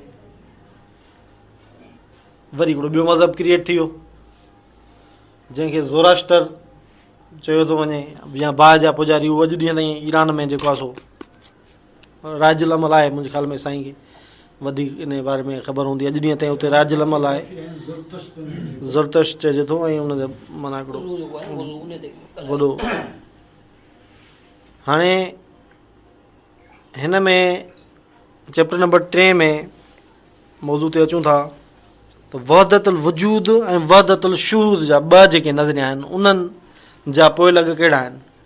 मुंहिंजे ख़्याल में वहदतुल वजूद ते पहिरां अमल माण्हू अञा थोरा वञी बचिया आहिनि। जीअं साईं जीअं सद पंहिंजे लफ़्ज़नि में लिखियो त जॾहिं वहदतुल शूद वारा माण्हू ॿियनि माण्हुनि जे अक़ीदनि खे इस्तेमालु करे, उन्हनि जे सेंटिमेंट्स खे यूज़ करे उनखे यूटिलाइज़ कंदा आहिनि, त जेके वहदतुल वजूद वारा साम्हूं अची वेंदा आहिनि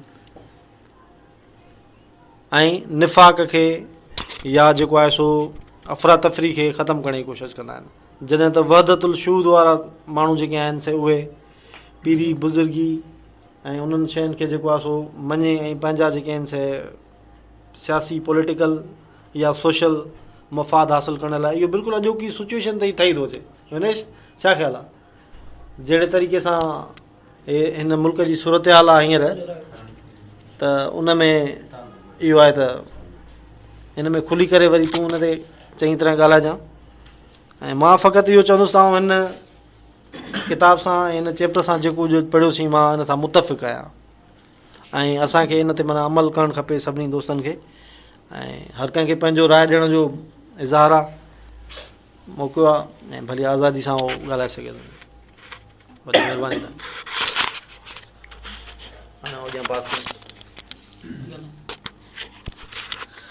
जी सिंधु देश जी साईं जी एम सैयद शायदि सुमरो पियो ॻाल्हायां था। ओके, बिल्कुलु अदा सारंग जेको लेक्चर ॾिनो जीअं ॾिठो मूं मां बहितरु आहे। हुन में हिकिड़ो नुक़्तो ते जंहिं ते साईं ॻाल्हायो त ऐं हुन सां ॾाढो मुतफ़िक़ आहियां। ऐं बहितरु आहे त इंसान ज़ात लाइ ई पंहिंजे पंहिंजे नज़रियनि अक़ीदनि ते रही उनखे फॉलो कजे जेके इंसान खे फ़ाइदो पहुचे थो, न की मज़हबनि खे रुकावट आणिजे। हदफ़ इंसान रखिजे, छो त मज़हब आया ई इंसान जी भलाई जे लाइ। ऐं कोई बि मज़हब अगरि इंसान खे कुचले थो त उहो मज़हब न आहे, इंसान दुश्मन आहे। बल्कि इहो साईं जी एम सैयद समेत ख़ुदि मुख़्तलिफ़ मज़हबनि जा बुनियादी जेके फाउंडर माण्हू हुया, उन्हनि सभिनीनि इहे जुमिला चया त हीअ मज़हब पंहिंजे पाण ते रखो, ॿिनि इंसान जी थोपियो न। हुस्न इख़लाक़ सां पंहिंजो नज़रियो पेश कयो। अगरि कोई क़ाइल थिए थो त ठीकु आहे, न आहे त इंसान जी भलाई ऐं वीद ऐं वाच लाइ कमु कंदा रहो। ऐं इन ई नज़रिए ते ई रही दोस्तनि खे बि चवंदुसि त पंहिंजे पंहिंजे नज़रिए अक़ीदे सां रही ऐं पंहिंजे नज़रिए जे मुताबिक़ अमल करे ऐं पंहिंजे वतन ऐं पंहिंजे क़ौम खे साम्हूं रखी ऐं उन्हनि लाइ जाखो हुजनि। जीअं सिंध देश। सभिनी दोस्तनि खे हक़ मौजूदु। मुंहिंजो नालो परवेज़ रिंद आहे। ऐं प्रोफेशनली सॉफ्टवेयर इंजीनियर आहियां ऐं लिटरेचर सां वास्तो रहियो आहे। उनखां अलावा दोस्त सारंग त उन्हनि जी जेका संगत में अचण खां पोइ यकीननि इन शयुनि में घणो रुझान असांजो रहियो आहे।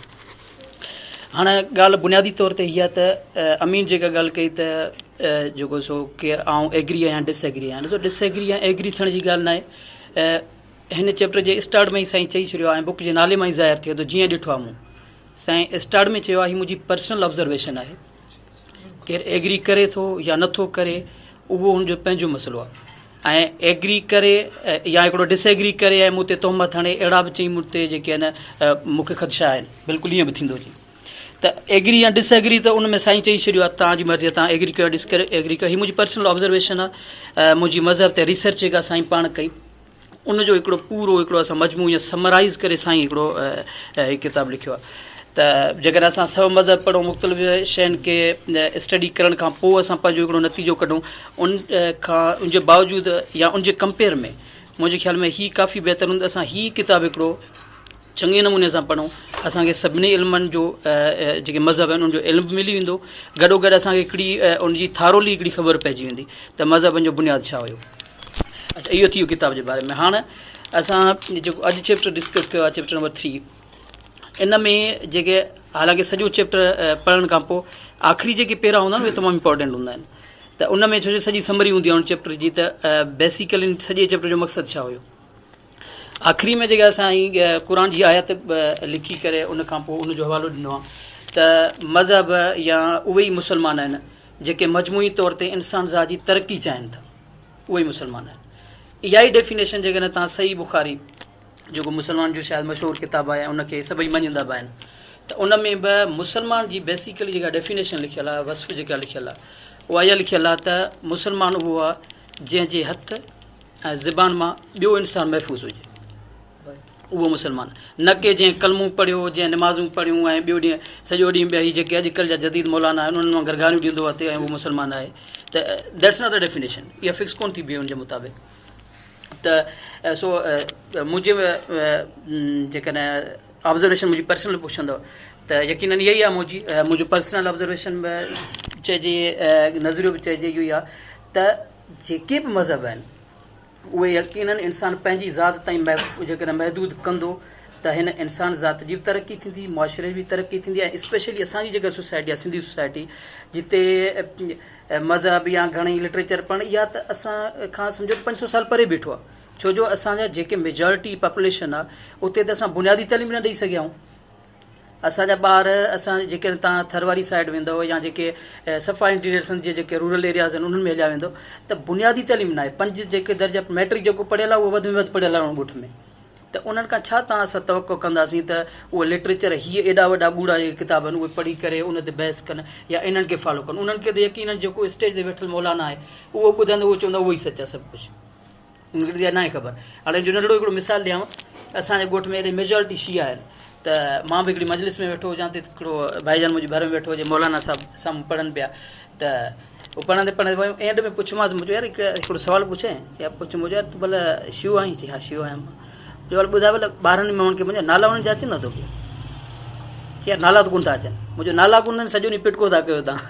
त माना बुनियादी जेका शइ आहे, चवण जो इहो मक़सदु हिकिड़ो मिसाल तव्हांखे इन करे बुनियादी शयुनि जी असांखे ख़बर न आहे ऐं फॉलो जस्ट इन जे करे था कयूं त मौलाना चई छॾियो आहे ऐं दैट्स ट्रू, असांखे उनखे फॉलो करिणो आहे, ॿी का ख़बर ई कोन्हे।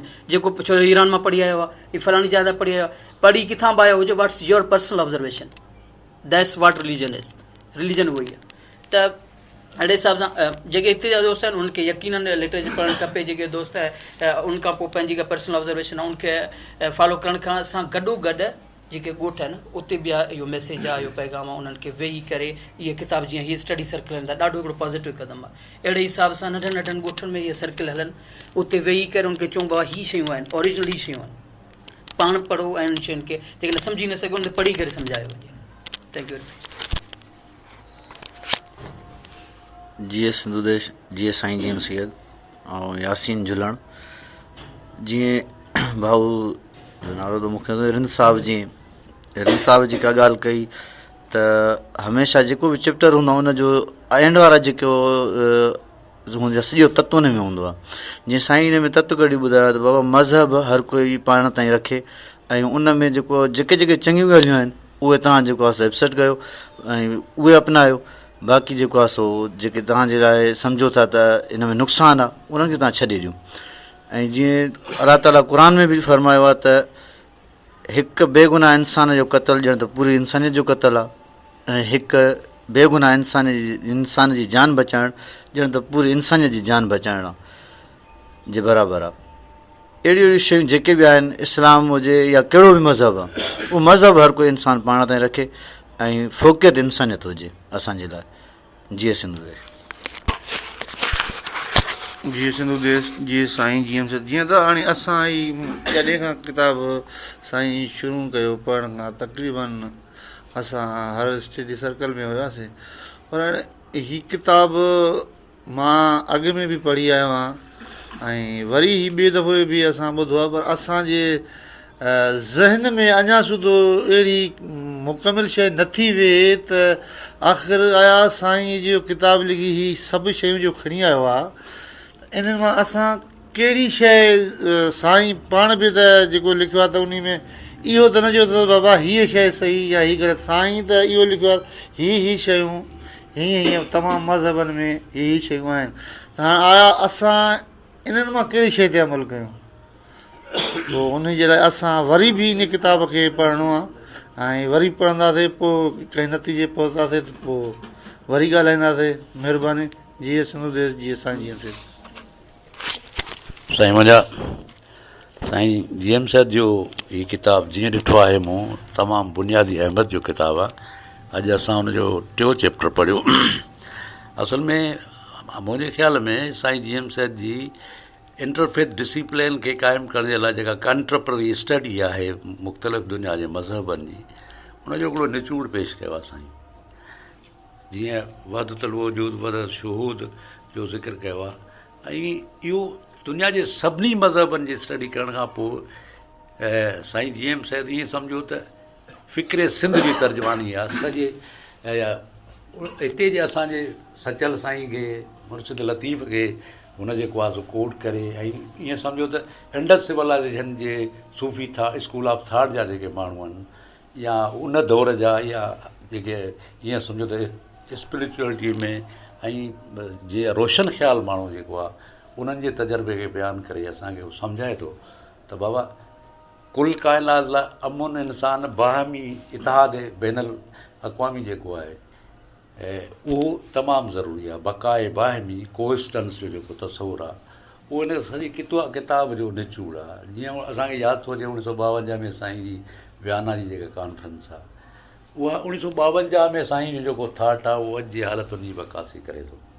ऐं ईअं सम्झो त हिन किताब में हीअ साईं जेको आहे न दुनिया जे सभिनी मज़हबनि जो मुतालो करे हिकिड़ो सिंधी क़ौम लाइ, बल्कि आउं सम्झां थो त रुगो सिंधी क़ौम न सॼे दुनिया लाइ हिकिड़ो निचोड़ ॾिनो आहे, जंहिंमें आउं सम्झां थो सिंध जो जेको सूफ़ियाणो तसवुरु आहे उहो सॼो हिन साईं बयानु कयो आहे। ऐं हिन किताब सॼे में रूए मजादी खां जेको शुरू थी ऐं जेको आहे सो इश्क मजादी ते, ऐं उनखां पोइ क़ौम जे इश्क ताईं इंसान जी भलाई, माण्हूअ जी भलाई जो जेको तसवुरु आहे उहो आउं सम्झां थो त सभिनी मज़हबनि जो निचोड़ हुअणु घुरिजे। ऐं साईं जे किताब में बि इहो ई निचोड़ ॾिनो आहे त बाबा तव्हां जेको आहे सो शुरूआति पहिरीं विख त खणो, घटि में घटि अंदरि त उजारियो, उतां खां जीअं चवंदा आहिनि त शख़्सियतूं तारीख़ जा पेर हूंदा आहिनि, ईअं सम्झो त माण्हूअ जे अंदरि उजारण खां वठी क़ौमुनि जी तरक़ी ऐं बाहमी कोएस्टेंस जो जेको तसवुरु आहे उहो सॼे हिन किताब जो जेको आहे निचोड़ आहे। असल में इतिहाद इंसानी अमन आलम इंसानी आज़ादियुनि जो ज़िक्र ऐं मज़हबनि सां गॾोगॾु माण्हूअ जी ज़हनी आज़ादी, ख़ुशहाली, ग़ुलामीअ खां जेको आहे सो भॼणु, इंसान जी मादी बल्कि मादी तरक़ी सां गॾोगॾु साईं हिन में रूहानी जेको आहे मुख़्तलिफ़ वहदतुल वजूद वहदत शुहूद जो ज़िक्र करे, ऐं माण्हू मादी सां गॾु रूहानी तरक़ी सां गॾोगॾु माण्हूअ जो अंदरि उजरो हूंदो, सभई थी इन ॻाल्हि जो घटि में घटि मुंहिंजे ख़्याल में साईं त हिकिड़ो अहिड़ो ख़ूबसूरत तजुर्बो कयो आहे जो भला जेके दुनिया जे सभिनी मज़हबनि जूं जेके बुनियादी इकायूं आहिनि, जेके जिन में सभु मुतफ़िक़ थियनि था, उन्हनि जो हिकिड़ो निचोड़ पेश कयो आहे। ऐं उहो तजुर्बो दुनिया में क़ौमूं जेको आहे न पंहिंजे तारीख़ तहज़ीब जे ज़रिए ज़िंदा रहंदियूं आहिनि। मुंहिंजे ख़्याल में त सिंधी क़ौम दुनिया जे क़दीम तहज़ीबुनि जी सरवाण जेका रही आहे न, त उन में इहे मज़हबी चवंदा फितरत पसंदि क़ौम आहे। फितरत पसंदि क़ौम वटि फितरत जो सबक़ु आहे, सभिनी जो सबक़ु आहे। ईअं साईं हिन में जेको आहे हुनजी उपटार कई आहे सॼे किताब में। त बाबा जीअं असां सभिनी जेको आहे मुख़्तलिफ़ शाइरी कोट करे साईं ऐं उन्हनि जो ज़िक्र कयो आहे, त इहो हिकिड़ो वॾो सबक़ु आहे जेको असांखे सम्झणु घुरिजे। अॼु जे मौजूदा हालतुनि तहत बि असांखे हिनखे सम्झणु घुरिजे। हाणे जीअं हिन किताब में फितरी हुस्नाकियुनि जी ॻाल्हि ॿियनि चैप्टरनि में बि असां पढ़ी, हिन में बि जेको आहे त वहदत वजूद वहदत शुहूद, पर फितरी माना फितरत पसंदि माण्हू थियणु। ऐं मुंहिंजे ख़्याल में उन में असांजी साइकोलॉजी बि उहा चए थी त उहो फितरत पसंदि माण्हू ॾाढो अमुन पसंदि, प्यार मोहबत, भाईचारे, ॿिए जे भले चाहण वारो, इहो सभिनी मज़हबनि जो निचोड़ साईं हिन जेको आहे किताब में ॾिनो आहे।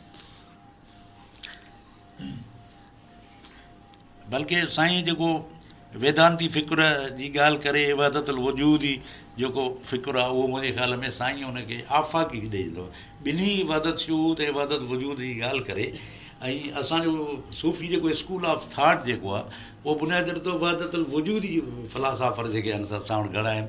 उन करे हिन किताब में हिन चैप्टर में साईं उन्हनि बैतनि खे, उन्हनि जे जेको आहे सो कोट कयो आहे तमामु बहितर।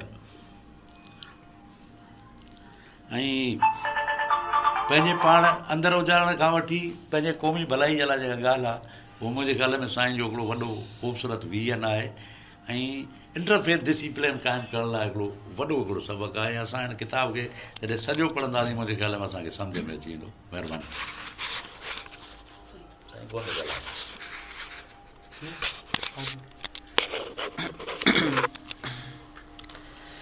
हक़ मौजूद सिंध सलामत। अॼु जो प्यारो मौज़ू जीअं ॾिठो आहे मूं किताब जो 3 अध्याय चैप्टर 3 पढ़ियो। इन में अॼु तमामु बहितरीन मौज़ुनि खे साईं छुयो आहे ऐं जंहिंमें अहम तरीन शुरू में जेके ॻाल्हियूं थियूं जेके कुझु स्पीकर जंहिं न ॻाल्हायो मां उन ते ॻाल्हाइण जी कोशिशि कयां। त शुरू में साईं हिन किताब में ज़बरदस्त 3 चैप्टर जी शुरूआति में बहितरीन ॻाल्हियूं कयूं त मुख़्तलिफ़ फ़लसफ़ा, मुख़्तलिफ़ सूफ़ी फ़लसफ़ा, मुख़्तलिफ़ मज़हबी फ़लसफ़ा, ॿिनि शयुनि खां शुरूआति कई साईं। हिकिड़ो इहो त मज़हब काफ़ी नी या हिकिड़ो आहे।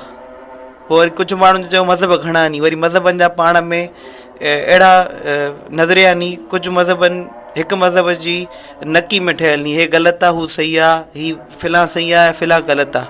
ॿियो वरी नज़रिया त इहा बि आहिनि, कुझु माण्हू हर मज़हबनि में अहिड़ा बि आहिनि जेके मञींदा नी न बाबा सभु अलॻि अलॻि आहिनि, पर इहे नदियुनि वांगुरु नी, नदियूं जीअं सभु अची हिकु समुंड में मिलनि थियूं, सभिनि जो मक़सदु हिकिड़ो ई आहे, सभु वादत हिकु अलाह जी, एक नूर ते सभु जब उपजिया कोन भले कोन मंदे, गुरु नानक जी चई वियो। अहिड़े नमूने सभु को बहितरीन ॻाल्हि त मूंखे इहा लॻी ॿुधी करे पहिरों त साईं एतिरनि बहितरीन स्कॉलर्स, सूफ़ी स्कॉलर्स, मज़हबी स्कॉलर्स काफ़िनि जा हवाला ॾिना ऐं सिर्फ़ु बरे सगीर जा न बल्कि आउट ऑफ कंट्री जेके ईरान में थिया हुआ, ॿियनि मुल्कनि में थिया, सुकरात, मुख़्तलिफ़ फ़लसफ़नि जा हवाला ॾिया। हिकु त असां लाइ इहो बहितरीन मां सम्झां थो इहो किताबु आहे जंहिंजे ज़रिए पाण हमेशह असां कुझु ख़ासि कोटेशन्स, ग़लति तशरीहूं ॾेई करे असांखे चरियो कयो वेंदो आहे, चाहे उहो हिंदुइज़म में हुजे, चाहे मुला हुजनि, ग़लति तशरीह ॾेई माण्हुनि खे वधाईंदा नी। पर साईं अहिड़ियूं डेफिनेशन अॻो रखियूं नी असांजे अॻियां हिन किताब में जो माण्हू ॿुधाए सघूं था किताब में हे बि लिखियलु आहे। पॉज़िटिव ॻाल्हियूं कढी, हर शइ जूं पॉज़िटिव सुठियूं ॻाल्हियूं कढी असांखे ॾिनियूं नी, जेके असां ॿियनि ताईं पहुचायूं। मां चवां थो असांखे ज़रूरी यादि करणु खपनि। ॿियो साईं ज़बरदस्त हिकिड़ी ॻाल्हि ते असांखे गौर विझायो त असांखे सेखारियो छा वेंदो आहे, साईं हिन मज़हब जो जेको मौलवी आहे या गुरू आहे या जेको लीडर आहे टॉप, उहो परफेक्ट आहे। छा सेखारियो वेंदो आहे, उहो पूरा हुआ 100%, उन ते सुवाल न थियणु खपे, उहो का ग़लती नथो करे सघे। अरे बाबा मुंहिंजो को लीडर आहे, मिसाल को गुरू आहे, उहो 1850 में ॼायो हुयो, उन वक़्तु कोई हाई टेक्नोलॉजी कार न हुई, मिसाल उहो कार ते न घुमंदो हुयो त माना मां बि कार ते न घुमां। कुझु माण्हू अहिड़ी फैन फॉलोइंग कंदा आहिनि, अहिड़े नमूने अमल करनि था ग़लति। बाबा उहो पुराणो दौर हुयो, उन हिसाब सां कुझु रूल सही बि हुया, असूल थी सघे थो उहे सही हुजनि, पर हाणे उन्हनि ते वाजिबुल करणु न। साईं असांजो गुरू, असांजो जेको वॾो हुयो लीडर हुयो, उहो ई कंदो त मां बि कंदुमि। जीअं जैन मुनी कुझु आहिनि जैन संत, त उनजो जेको संत महावीर हुयो उन कपिड़ा छॾे ॾिना, पर हुन चयो बाबा मूंखे परवाही न आहे दुनिया जी, मां पंहिंजे हुन वजूद में गहराई में अची वियो। पर हर माण्हू छॾे करे अॼु दौर में उहो रहियो, वरी जंग में वञी रहियो, जंग में कपिड़ा छॾे ॾियणु कोई ॾिसे ई न पियो हुनखे। हाणे शहर में रही उघाड़ो थी वेही रहां, उहो माण्हू गिला कंदा आहियूं मुंहिंजी, त वरी ॾिसो टपड़ खे ग़लति उज़वनि खे पूॼा करनि था, त इहे ग़लति आहे, उनखे फॉलो न करणु खपे। न वञ माना लकीर खे फ़क़ीर साईं चयो न बणिजो, फुल स्टॉप न चयो त पूरा हुआ। बाबा हर दौर में साईं चयो त मज़हब खे बि तरक़ी पसीर हुजणु खपे। छा हुजणु खपे?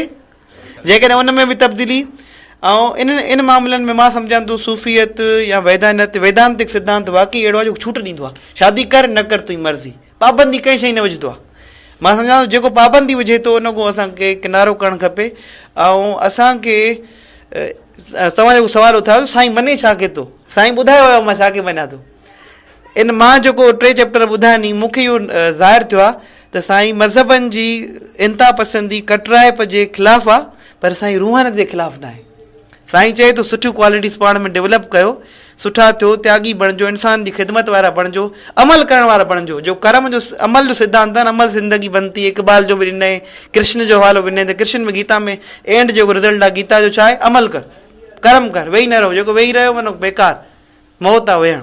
कर्म कर, महिनत कर, साईं मञींदो आहे, पर साईं चए थो अहिड़ो फ़लसफ़ो मञींदुमि जेको साइंस जे तगारनि ते बीहे, जेको ला इंसान पूरी इंसान जे लाइ काराइतो हुजे। ईअं न आहे सिर्फ़ु जेको सिंध जे रहवासी लाइ काराइतो हुजे या अरब जे रहवासी लाइ काराइतो हुजे, ॿिए जे लाइ नुक़सानु पहुचे, अरबनि कहा कयो, ईअं न हुजे।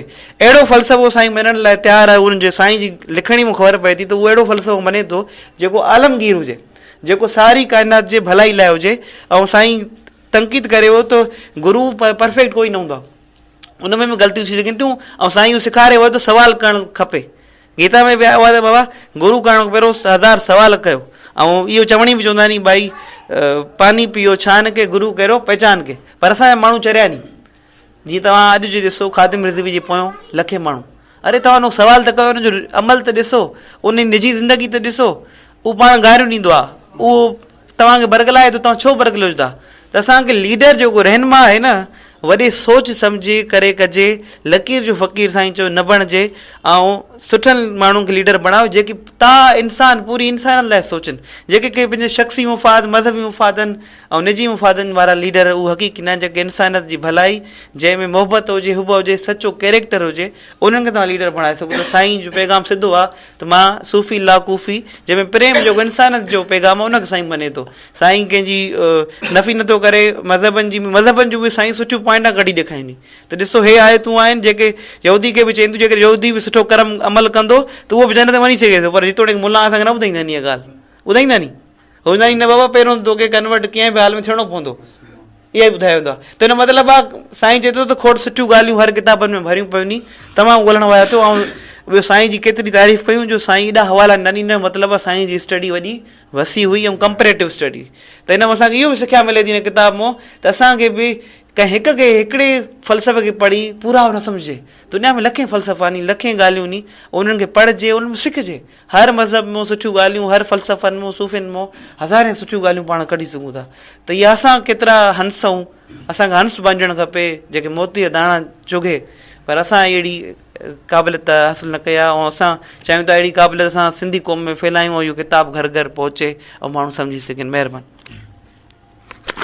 ऐं तनवीर शर हे हिन जा पहिरियों ई ॿियो बाब पई उहे ॿुधा हुया, ऐं अॼु टियों बाब ॿुधोसीं किताबु जीअं ॾिठो आहे मूं। हिन में साईं जेको आहे मज़हबनि जे बारे में ॿुधायो आहे त मज़हब जेसि ताईं अगरि इंसानियत जी भलाई जी ॻाल्हि कनि था पिया तेसि ताईं मज़हब असांजा कम जा आहिनि। ऐं अगरि जेकॾहिं इंसानियत जी भलाई न आहे हुन में त तव्हां हुन मज़हब खे उन्हनि ॻाल्हियुनि खे छॾे ॾियो।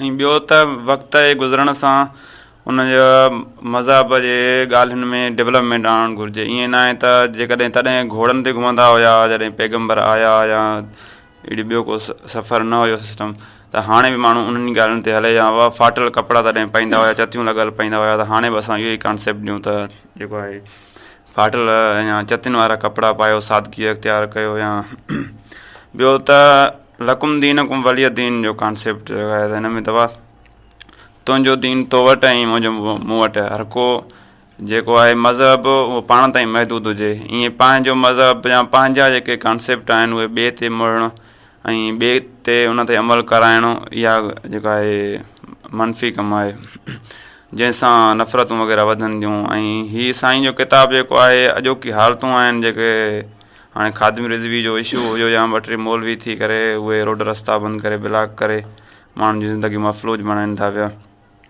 त हिन में इहो ई आहे तव्हां मज़हब खे जॾहिं सियासत में आणींदव या रियासत जेके आहे उनखे इंटरफेयर पाण में कराईंदी त पोइ इहे ई मज़हब सिर्फ़ु माण्हू आम माण्हू जो नुक़सानु ई कंदो, हुन में जेको आहे आम माण्हू ई पीड़िबो। इन करे जेको आहे असांजे साईं हिकिड़े असां सिंधी सेक्युलर ई रहिया आहियूं शुरूआति खां ई। त हीअ किताबु जेको आहे इन ते साईं लिखियो आहे वॾो हिकिड़ो सुठी हैसियत रखे थो। अगरि जेकॾहिं हिनखे हर माण्हू पढ़े, असांजा हिते पाण त पढ़ूं था शहरनि में, पर आम माण्हूअ खे ॻोठ में और मज़हबी रुझान जेको आहे उहो अञा कुझु वधीक आहे। हुते मदरसा या मस्जिदूं, हर नंढो ॿार आहे वञे थो, हुते महफ़िलूं बि थियनि थियूं पियूं उन्हनि जूं। हा वधीक फोकस आहे हुते जेको आहे घरनि में बिल्कुलु हिकिड़ो कॉन्सेप्ट वेठल हूंदो आहे। अगरि असां का बि ॻाल्हि कंदा आहियूं हितां वारी त उहो हुनखे मनफ़ी वठंदा आहिनि त तव्हां मज़हब खां हटी विया आहियो। इन जे करे असांखे हिकिड़ो जनरल जेके आहिनि व्यूज़ पॉज़िटिव आहिनि जेके उहे पंहिंजे घरनि में पंहिंजे फैमिली में या जेको बि हिकिड़ी इंतिहा पसंदि सोच रखे थो उनखे सुठियूं ॻाल्हियूं जेके हिन किताब वारियूं असांखे ॿुधाईंदासीं त हिकिड़ो मज़हबी इंतिहा पसंदी वारो रुझान जेको आहे उहो घटिबो असांजे हिन मां। Thank U. जीअं अॼु असां वकील अर्जुन बागड़ी ऐं अॼु असां जेको स्टडी सर्कल पढ़ियो जेको पढ़ूं आहे जीअं ॾिठो आहे मूं सां सही सर सैयद अहमद जो हुनजो जेको टियों sir GM Syed GM Syed ji त हुनजो जेको पाण टियों फ़सुलु पढ़ियो आहे हुनजो इहो ई माना समरी पाण माना करे सघूं था त जेके माण्हू जेके आहिनि उहे माना जन्नत जे ख़ातिर हू जेके मज़हब चेंज कराइनि था मिसाल तौरु केरु माना मज़हब चेंज कराए थो त माना हू डायरेक्ट जन्नत में हलियो थो वञे। इहो बिल्कुलु इन जेको इन जे आउं ख़िलाफ़ु आहियां ऐं इन बिल्कुलु आउं ख़िलाफ़ु आहियां ऐं साईं GM सैद जेको आहे हुन बिल्कुलु आउं माना मुतमिन आहियां त साईं बिल्कुलु सही आहे। महिरबानी। हक़ मौजूद मां सुणी जो ही साईं GM सैद जो जेको किताबु आहे जीअं ॾिठो आहे मूं तमामु अहम ऐं काराइती किताबु आहे।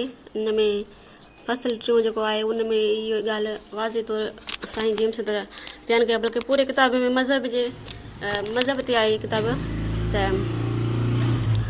इंसान खे मज़हब मां बि कुझु सिखणु घुरिजे पर ईअं न आहे त जेको पुराणियूं रीतियूं रस्मूं आहिनि उन्हनि खे बि असांखे अॼु ताईं क़ाइमु रखणु घुरिजे बल्कि असांखे माना जीअं इंसानु जेको इंसानु भले उहो नॉन मुस्लिम आहे या ॿिए कंहिं मज़हब सां तालुक़ु रखे थो अगरि उहो इंसानियत सां प्यारु करे थो ऐं माना इंसान सां मुहबत करे थो त असांखे उनखे वधीक फ़ोक़ियत ॾियणु घुरिजे न की असांखे जेको मज़हब माण्हू आहे मुस्लमान आहे या कंहिं ॿिए मज़हब सां आहे त असांखे बसि सिर्फ़ु उन ई मज़हब जे माण्हूअ सां ई तालुक़ु रखणु घुरिजे बल्कि असां जेको माण्हू भले कहिड़े मज़हब सां तालुक़ु रखे थो असांखे मतिलबु उन सां तालुक़ु ख़तमु न करणु घुरिजे असांखे सुठियूं शयूं उन्हनि मां सिखणु घुरिजनि।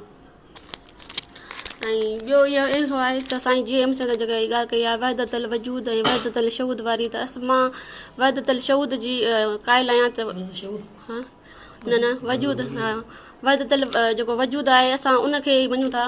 साईं GM सैद जी ॻाल्हि कई आहे त ऐं वहदतल शहूद जेको आहे न उनखे असां निगलेक्ट था कयूं छो त उन में काफ़ी शयूं ग़लति आहिनि जीअं त मतिलबु मज़हब ते ई माण्हू फ़ोक़ियत वधीक ॾियनि था। जेको पुराणो मज़हब आहे उनखे अॼु ताईं माण्हू खणी था अचनि त जेको मज़हब जे ख़िलाफ़ु ॻाल्हाईंदो उनखे जेको आहे क़त्लेआम कयो वेंदो या उन्हनि माण्हुनि खे ख़तमु कयो वेंदो। इहे ॻाल्हियूं बिल्कुलु ग़लति आहिनि। अॼु जे दौर में इहे जेके अहमियत नथियूं रखनि असांखे नयूं शयूं जेके नयूं इजादूं आहिनि मिसाल ॻाल्हि ते अॼुकल्ह जेके बि नयूं इजादूं आहिनि मोबाइल आहे त हर कंहिं माण्हू वटि आहे असां उन्हनि शयुनि खे अपनायूं था। ईअं न आहे त असां उन्हनि खे असां नयूं शयूं जॾहिं असां अपनायूं था त पोइ असां पुराणी शयुनि खे छो ख़तमु न कयूं उन्हनि शयुनि खे बि खयूं था अॼु पाण सां गॾु छो ऐं असांखे जेको आहे न जेके सुठियूं शयूं आहिनि उन्हनि खे खणी अचणु घुरिजे ऐं पुराणी शयूं जेके आहिनि मतिलबु साइंटिफिक व्यू सां जेके बि शयूं आहिनि उन्हनि खे सम्झणु घुरिजे ऐं ॿियनि खे सम्झाइणु घुरिजे त हीअ शयूं सही आहिनि ऐं हीअ शयूं ग़लति आहिनि। अॼुकल्ह जो दौर में जेके मायने रखनि थियूं शयूं उन्हनि खे ई असांखे वधीक प्रायोरिटी ॾियणु घुरिजे। महिरबानी। तमामु सुठो सभिनी दोस्तनि साईं GM सैद जे हिन किताब जे बाब 3 ते पंहिंजी राय ॾिनी ॾाढो ज़बरदस्त। बचियल हिकिड़ी ॻाल्हि रखी त अञा ताईं असां साईं GM सैद जो जेको 3 चैप्टर पढ़ियासीं वाज़े नथी सघो त साईं GM सैद जो मौक़िफ़ छा आहे साईं कहिड़े पासे आहे उन ते मां थोरो ॻाल्हाईंदुसि ऐं ॿियनि दोस्तनि बि जेके ॻाल्हायो मजमूई तौर ते हिन किताब ते उन्हनि खे मद्देनज़र रखंदे उन्हनि सभिनी खे सहेड़े मां थोरो हिन ते रोशनी विझंदुसि। असल में हिन किताब लिखण जी ज़रूरत छो पेश आई ऐं उनजो बुनियादी मक़सदु छा आहे। बुनियादी ॻाल्हि इहा आहे त साईं GM सैद न सिर्फ़ु इल्मी फ़िक्री जेको मुतालो कयो पर हुन अमली तौर ते बि मुशाहिदो कयो। जॾहिं सियासत दौरान समाजी ख़िदमत दौरान हुन पंहिंजी जेकी ज़िंदगी गुज़ारी उन में हू पंहिंजे दौर में कटर मज़हबी बि रहियो सूफ़ी बि रहियो साइंसी सोच रखंदड़ माण्हू बि रहियो सियासतदान बि रहियो अदीब बि रहियो ॾाहो बि रहियो। त उहे समूरा जेके संदसि ज़िंदगी जा जेके तजुर्बा हुआ जेको उनजो मुशाहिदो हो जेको उनजो मुतालियो हो उन जे आधार ते हू इहे शयूं सम्झी चुको हो त जेके मज़हब आहिनि उहे बुनियादी तौर ते अॼु जे दौर में पंहिंजी फ़ोक़ियत विञाए चुका आहिनि। छो जो मज़हबनि जो जेको बुनियादी मक़सदु हो त मज़हब इंसाननि लाइ ठाहिया विया, माण्हुनि लाइ ठाहिया विया, त जीअं माण्हुनि खे हिकिड़ो नस्बुल ऐन ॾिजे, हिकिड़ो तरीक़ेकार ॾिजे जंहिंसां हू न सिर्फ़ु पंहिंजी ज़िंदगी सुठे नमूने गुज़ारे सघनि, पर उन में हिकिड़ा उसूल ऐं क़ाइदा तइ कया विया त जीअं उन्हनि में उहे इख़लाक़ी ज़ाब्ता इख़लाक़ जेको आहे उहो हुजे, त ज़िंदगी कीअं गुज़ारिजे, कहिड़े तरीक़े सां कहिड़ा इख़लाक़ी क़दुरु आहिनि ऐं उन्हनि जे आधार ते कमु कजे। पर त जीअं त मज़हबनि जो उहो जेको बुनियादी मक़सदु हो उहो ख़तमु थी वियो, बजाए मक़सदु उहो मज़हब जेको आहे पोइ केरु XYZ इस्लाम या कहिड़ो बि मज़हब, उहो जॾहिं उन्हनि मक़सदनि खे हासिलु करण खे छॾे करे सिर्फ़ु वक़्त जे हाकुम ऐं हिकिड़े मख़सूस गिरोह मुला पंडित पादरी या राहब जे हथ में इस्तेमालु थी करे एक्सप्लॉइटेशन उनजी कई वई ऐं आम माण्हू खे उनजो ग़ुलाम गीजो बणायो वियो ऐं उनखे नुक़सानु पहुचायो वियो, माण्हुनि में नफ़रत अंगेज़ी जी बाहि पैदा कई वई, दुनिया में जेको वॾे में वॾो क़त्लेआम थियो आहे या जंगूं थियूं आहिनि मज़हब जे नाले ते थियूं आहिनि। त उहे समूरा तजुर्बा जॾहिं साईं ॾिठा त उनखां पोइ साईं कोशिशि कई त छो न सॼी हिन दुनिया जे अंदरि जेके बि मज़हब नज़रिया या फ़लसफ़ा वजूद में आया उहे कीअं आया, छो आया, उन्हनि जा कहिड़ा सबब आहे, उन्हनि जो कहिड़ो मक़सदु हो, उन ते स्टडी कजे ऐं हिकिड़ो अहिड़ो डॉक्यूमेंट ॾिजे जो घटि में घटि असांजो माण्हू वाक़ुफ़ु थिए त असांखे आख़िर ज़िंदगी गुज़ारणु घुरिजे त कहिड़े तरीक़े सां, त जीअं दुनिया में अमुन क़ाइमु थिए, जीअं दुनिया में इंसान तरक़ी करे, जीअं दुनिया में इतिहाद इंसानी जो जनमु थिए, इंसाननि जे विच में इतिहाद थिए, भाईचारो थिए, उहो छो कीअं थींदो, उन ते साईं कंपरेटिव स्टडी तक़ाबली मज़हबनि जो फ़लसफ़नि जो फ़िक्रनि जो मुतालो कयो। हींअर ताईं जॾहिं असां साईं जो ही किताबु पढ़ियोसीं 3 चैप्टर, उन मां असां बख़ूबी इहो अंदाज़ो लॻायो त साईं हिन किताब में न सिर्फ़ु क़ुर मजीद जो मुतालो कयो आहे, गीता जो मुतालो कयो आहे, वेदनि जो मुतालो कयो आहे, पर ख़ुदि जेके आसमानी सहीफ़ा चया था वञनि, ज़बूर, इंजील, तौरेत ऐं उन्हनि खां अलावा जेके यूनानी फ़लसफ़ो आहे, गीता आहे या मनु समर्ती थी वियो, या दुनिया में जेके साइंसी नज़रिया आहिनि, उहो वजूद जो नज़रियो हुजे, उहो मटीरियलिज़म जो नज़रियो हुजे, माना साईं तक़रीबन समूरनि मज़हबनि नज़रनि ऐं फ़लसफ़नि जो मुतालो करे हिकिड़ो निचोड़ ॾिनो ऐं ॿुधायो त उन्हनि जो मक़सदु छा हो।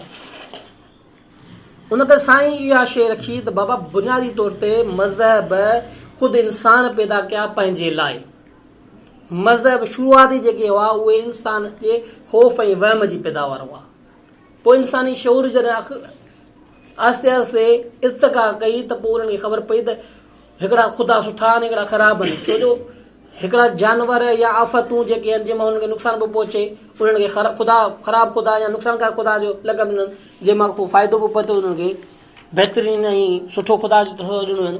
पर जीअं जीअं वरी इंसानु तरक़ी कंदो वियो त उहे घणा ई ख़ुदानि वारो जेको कसरत वारो मज़हबनि जो तस्वर उहो ख़तमु थियो, वरी अॼु जे दौर में अची उहो हिकिड़ा ई वारे ख़ुदा, हिकु ख़ुदा जे तस्वर ते अची वियो, जंहिंमें 2 ख़ुदा जो तस्वर, त्रिमूर्ति जो पाण पढ़ी आयासीं, ऐं मौजूदा दौर में हिकिड़े ख़ुदा जे तस्वर ते अची वियासीं। ऐं आलमी जेके आलमगीर मज़हबनि में जेको पाण पढ़ी आयासीं, इस्लाम आहे, हिंदुइज़म आहे, बुद्धिज़म आहे, ईसाइत आहे, उन्हनि तक़रीबन जो बुनियादी, तव्हां हिंदुइज़म में भले 50,000 देवियूं हुजनि या 50,000 भॻवान हुजनि, पर बुनियादी तौर ते उन्हनि जो बि ख़ुदा हिकिड़ो आहे तस्वर। तव्हां जेकॾहिं वेद पढ़ंदव न त उन में ब्रह्म आहे, हिकिड़ो ई आहे। त अहिड़ी रीति इस्लाम में हुजे, यहूदियत में हुजे, ईसाइत में हुजे, उन में ख़ुदा जो हिकिड़ो तस्वर आहे। त माना जदीद मज़हब जेको उहो हिकु ख़ुदा ते यकीन रखंदा आहिनि। त मज़हब माण्हुनि जे लाइ ठहिया, माण्हुनि जे नसबुल ऐन लाइ, माण्हुनि जी इख़लाक़ी ज़िंदगी सुधारण जे लाइ ठहिया हुआ, ऐं उहा उन दौर जी माण्हू जी तख़लीक़ हुई। सभ खां क़दीम हिंदू धर्म हो, उन खां पोइ असांखे जेको मिले थो बुद्ध धर्म आहे, उन खां पोइ ईसाइत आहे, पोइ इस्लाम आहे। उन वक़्त जी हालतुनि, उन वक़्त जी तक़ाज़ाउनि, उन वक़्त जे इल्मनि ऐं मुशाहिदे जे आधार ते उन वक़्त जे ॾाहनि माण्हुनि जी तख़लीक़ कया। लाज़मी आहे उहे उन वक़्त जी तक़ाज़ाउनि, उन वक़्त जे क़ानूननि मुताबिक़ जोड़िया विया, जेको उन वक़्तु सही हुआ, पर अॼु जे जदीद दौर में उन में काफ़ी अहिड़ियूं ॻाल्हियूं आहिनि जेके बजाए फ़ाइदे ॾियनि जे असांखे नुक़सानु ॾियूं। उन करे साईं इन नतीजे ते पहुतो समूरनि मज़हबनि में जेके सुठियूं ॻाल्हियूं आहिनि, इहो हक़ीक़त में मौलाना रूम जो कौल आहे, जंहिंखे साईं सिंधी में करे ॿुधायो त ॻर कढी पाण वटि रखो, बाक़ी हॾा खणी कुतनि खे ॾेई छॾियो। माना जेको कम जी शइ आहे पाण वटि रखो, बाक़ी ॿिए खे छॾे ॾियो। त हिन चैप्टर में बुनियादी नुक़्तो इहो ई ॿुधाई त बाबा असां वटि अॼु बि ॿिनि नुक़्ते नज़रनि जा मज़हबी राया मौजूदु आहिनि। हिकिड़ा घण मज़हबी कसरत मज़हब में यकीन रखंदड़ आहिनि त हर मज़हब जो मक़सदु मुख़्तलिफ़ आहे। हर मज़हब रुगो चए थो आऊं सही आहे, ॿियो ग़लति आहे, ॿिया कूड़ आहिनि, आऊं हक़ ते आहियां, ॿियो नाहक ते आहे। पर हिकिड़ो ॿियो नुक़्तो नज़र बि आहे, उहो नुक़्तो नज़र आहे त समूरनि मज़हबनि जे पोयां कसरत मज़ाहिब पोयां बुनियादी वहदत हिकिड़ी आहे। साईं उनखे थो करे, छो त साईं सम्झे थो त हर मज़हब बुनियादी तौर ते इंसान ज़ात जी भलाई लाइ, इंसान ज़ात जे इख़लाक़ सुधारण लाइ, तज़किये नफ़्स लाइ, पाण सुञाणण लाइ पैदा कयो वियो। उन करे बुनियादी उहो मक़सदु जेको आहे समूरनि मज़हबनि जे पोयां उनखे खणी अचो ऐं पोइ उन ते अमल कयूं। उहो तॾहिं थींदो त हर मज़हब माण्हू जी ज़ात ते महदूद हुजे। छो जो हर मज़हब में सुठाई आहे, हर मज़हब में बहितरी वारियूं ॻाल्हियूं आहिनि। उन करे जेको हिंदू आहे उहो हिंदुइज़म में ई रहे, जेको मुस्लमान आहे उहो भले मुस्लमान रहे, जेको ईसाई आहे उहो भले ईसाई रहे, यहूदी आहे भले यहूदी रहे, बुद्धिस्ट आहे बुद्ध रहे, जीन आहे जीन रहे, पर उहो पंहिंजे मज़हब जी उहा जेकी सुठाई आहे उहा खणी उन ते अमल करे, उन में ख़राबु ॻाल्हियुनि खे छॾे ॾे। ऐं जॾहिं उहो माण्हू पंहिंजे मज़हब खे पंहिंजी ज़ात ताईं महदूद रखंदो त उन सां ॿिए खे नुक़सानु न पहुचंदो। लकुम दीनकुम वली दीन, मुंहिंजो दीन मूंसां, तुंहिंजो दीन तोसां। हिन में सिधनि लफ़्ज़नि में साईं उहा ॻाल्हि कई आहे। बिश्त ऐं जन्नत वारो बि साईं ॻाल्हि ॿुधायो त दोज़ख दड़को बिश्त दिलासो। त ॻाल्हि इहा आहे इहो फ़क़ति उन लाइ हो त उन वक़्तु माण्हू वहशी थी वियो हुआ। उन वक़्तु उन्हनि माण्हुनि खे रोकण जा ॿ तरीक़ा हुआ, हिकिड़ो ख़ौफ़, ॿियो लालच, जंहिंसां माण्हू अॼु बि इहो हरबो आहे। रियासत जॾहिं क़ौमी कारकुन खे झुकाए या कंहिंखे बि उनखे ख़ौफ़ ऐं लालच ॾेई उन झुकाईंदी आहे। माण्हू जेको ख़ौफ़ में टुटी न वियो उहो लालच में टुटी वेंदो, जेको लालच में टुटी नथो ख़ौफ़ में टुटी वेंदो। इहा फितरी ई आहे माण्हू खे ॿिए ॿ शयूं झुकाईंदियूं। त उहे मज़हबनि बि उहो हथियार इस्तेमालु कयो त जीअं माण्हुनि खे सिधी राह ते आणण लाइ उन्हनि खे ख़ौफ़ ॾियो त बाबा जनम विझंदव ग़लति कमु कंदव, जेका सुठा कमु कंदव तव्हांखे बाबा जन्नत मिलंदी। उन में बाक़ाइदे हुरूं हूंदियूं, उन में बाबा शराब तहूरा हूंदा, उन में खीर जूं नदियूं हूंदियूं, अलाए छा छा हूंदियूं। इहो सिर्फ़ु माण्हुनि खे ग़लति राह खां हटाए सिधी राह ते आणंदियूं। पर अॼु जो माण्हू जदीद दौर में उहे शयूं सम्झी चुको आहे कुझु कोन्हे। हाणे माण्हू ख़राबु ऐं सही खे चङी तरह सम्झे थो, पर इहा नालाइकी आहे सम्झण जे बावजूदि हराम पई थो करे, उहा ॿी ॻाल्हि आहे। त उन लाइ जदीद कानून जदीद उसूल अपनाए उन्हनि ते अमल करणु घुरिजे। त साईं जिन सां चवण जो मक़सदु आहे त उहे मज़हब जेके आहिनि उन्हनि में सुठियूं ॻाल्हियूं खणी माण्हू भले मज़हबी अक़ीदनि में भले रहे, पर उनखे ॿिए ते ज़बरदस्ती न मड़े। ऐं इहे मज़हब माण्हुनि लाइ ठाहिया विया आहिनि, माण्हू मज़हब लाइ न ठाहिया विया आहिनि। जो माण्हुनि खे मार धाड़ लाइ इस्तेमालु थो कयो, माण्हुनि जो क़तलेआम थो कयो उन मज़हब जे नाले में, उहो ग़लति आहे। ऐं उन में जॾहिं मज़हबनि में जॾहिं इहा इंतिहा पसंदी आई, माण्हू मज़हब में नफ़रत आई, जॾहिं मज़हब जे नालो माण्हू क़तलेआम कया विया, तॾहिं वहदतुल वजूद जे नज़रे वजूद वरितो। वहदतुल वजूद उन दौर जी तरक़ी पसंदि, इर्तिका पसंदि नज़रियो हो, जंहिंमें ॿ नुक़्ते नज़र आहे। हिकिड़ा साईं हिन में ॿुधायो जेके पंहिंजे नज़रे जे ज़रिए, पंहिंजे इल्म जे ज़रिए, पंहिंजे फ़िक्र जे ज़रिए सीना बेसीना माण्हुनि जी तबलीग कंदा, माण्हुनि में ज़हनी तौर ते रोशनास पैदा कंदा। बाबा हक़ीक़ी मज़हबनि जो मक़सदु ॿियो आहे, ईअं न आहे जेको तव्हां वड़ायो पिया हिक ॿिए सां नफ़रतूं पिया पैदा कयो, हिक ॿिए ते कुफ़र जूं फतवाऊं पिया ॾियूं। उहे अंदरूनी तौर ते माण्हुनि खे सुजाॻ करण जी कोशिशि कनि पिया।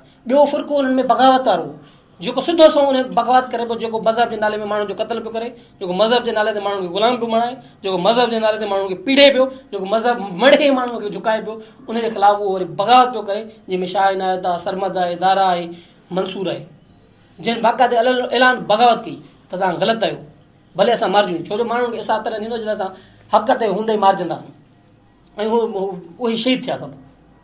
ऐं उहो पैगाम वहदत शहूद वारो कट्टर इंतिहा पसंदि नज़रियो, जेके ज़बरदस्ती इन ते आवाज़ असांजो नज़रियो सही आहे, असांजो हीउ फ़िरक़ो सही आहे, उन तहत ई अमल कयो, बाक़ी ॿिया कुफ़र आहे, ग़लति आहे।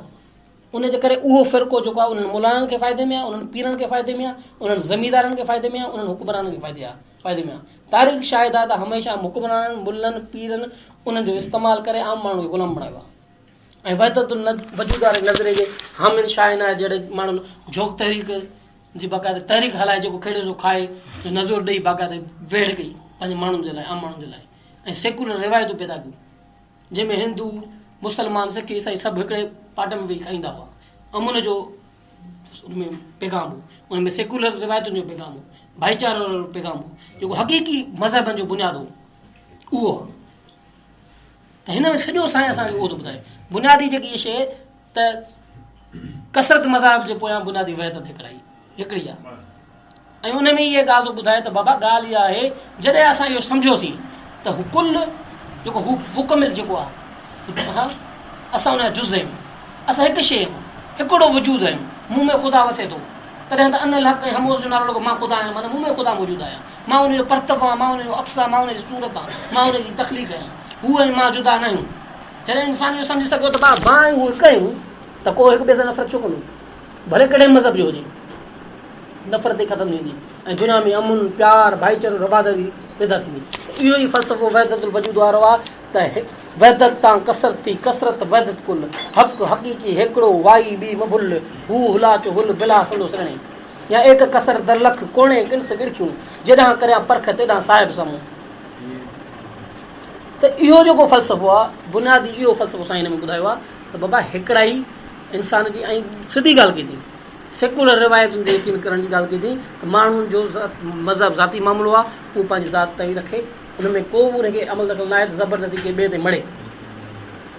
जॾहिं को नज़रियो को फ़लसफ़ो को मज़हब कंहिं माण्हू जे मथां ज़बरदस्ती या इल्म जे ज़रिए बि ज़ोरी बि मारण जी कोशिशि कई हूंदी आहे, उन सां नफ़रतूं जनम वठंदियूं आहिनि, नुक़सानु पैदा थींदो आहे, अफ़रा तफ़रा पैदा थींदी आहे ऐं दुनिया में तरक़ी जे बजाए तनज़ुली पैदा थींदी आहे।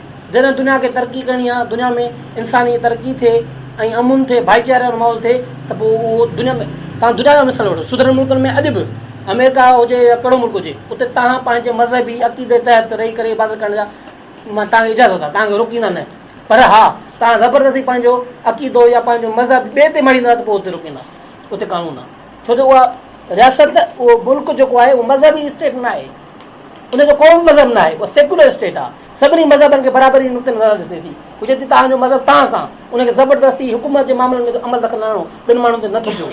त हिते बि साईं उहो ई नज़र ॻाल्हि थो करे बाबा त मज़हब ऐं सियासत ॿ जुदा शयूं आहिनि। मज़हब खे ज़ात ताईं महदूद कयो, सियासत इज्तमाही मामिलो आहे जेको पूरे क़ौम पूरे मुल्क पूरी कम्यूनिटी खे हलाए थी। उन में हर क़िस्म जो माण्हू आहे, हर रंग नसल जो माण्हू आहे, हर मज़हब जो माण्हू आहे, हर सोच जो माण्हू आहे, उनखे हिकिड़ो ई मज़हब हिकिड़े ई सांचे में घड़े तव्हां नथा लॻो। त इहो बुनियादी नुक़्तो आहे साईं। ऐं हिन में जेको साईं हर शइ ॿुधाई आहे, मटीरियलिस्टिक अप्रोच अलॻि शइ आहे, रूह ऐं मादे वारी शइ अलॻि आहे, उहो वरी वॾो बहस आहे, कंहिं वक़्तु वरी उन ते पाण डिस्कस कंदासीं। पर हिन चैप्टर जो बुनियादी जेको नुक़्तो उहो इहो ई आहे त माण्हू जो मज़हब माण्हू ते पंहिंजे ज़ात ते महदूद हुजे, उनखे ज़बरदस्ती कंहिं ॿिए ते न मटिजे, ऐं उनजूं सुठियूं जेके हर मज़हबी ॻाल्हियूं आहिनि उन सुठनि ते अमल कयो, ख़राब शयुनि खे छॾे ॾियो। ऐं सेकुलर बुनियादनि ते रवादारी जे बुनियाद ते इंसान ज़ात जेको आहे उहो अॻिते वधे तरक़ी करे, तॾहिं असां कुझु करे सघूं था, पंहिंजो नओं समाज जोड़े सघूं था ऐं दुनिया में अमुन पैदा करे सघूं था, बराबरी पैदा करे सघूं था। त हिन किताब जो जेको बुनियादी मक़सदु आहे उहो इहो आहे। हाणे असां पंहिंजे हिन स्टडी सर्किल जो इख़्तिताम हिन शेर सां कयूं था ऐं वरी हिन जे चोथें बाब ते पाण 15 ॾींहंनि खां पोइ गॾिबासीं आचर जे ॾिहाड़े ते। तेसि ताईं पंहिंजे मेज़बान सारंग जो हिकु इजाज़त ॾींदा। सिंध सलामत साथ सलामत, धरती जिते मां पूरजां तंहिं ते निमुनि जी छांव में, आज़ादगी जा पेजो कुझु जाम मुंहिंजे नाव में। महिरबानी। सिंध मुंहिंजी अमा सूह तुंहिंजी मथां छा लिखी, छा लिखां छा लिखी, छा लिखां। सिंध मुंहिंजी अमा, दुनिया जा सिंधियो हिकु मुठ थी सिंध बचायो। सिंध मुंहिंजी अमा सूह तुंहिंजी मथां छा लिखी, छा लिखां। सिंध जो क़ौमी आवाज़ radio voice of Sindh London.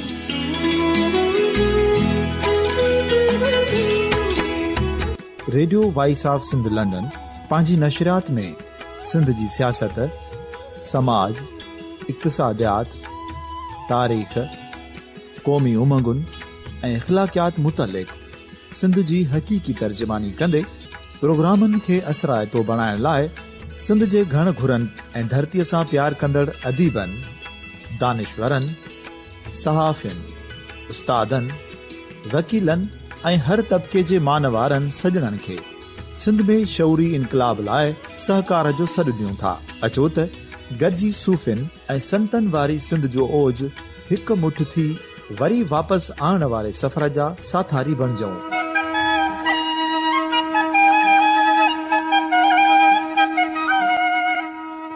हिकु नए सुबुह जी शुरूआत जो पड़ाॾो घर घर ॻोठ ॻोठ ऐं शहर शहर ताईं पहुचायो। शाल सिंध आबाद ऐं ख़ुशहाल थिए, सिंधी माण्हू सुखियो ऐं सताबो थिए।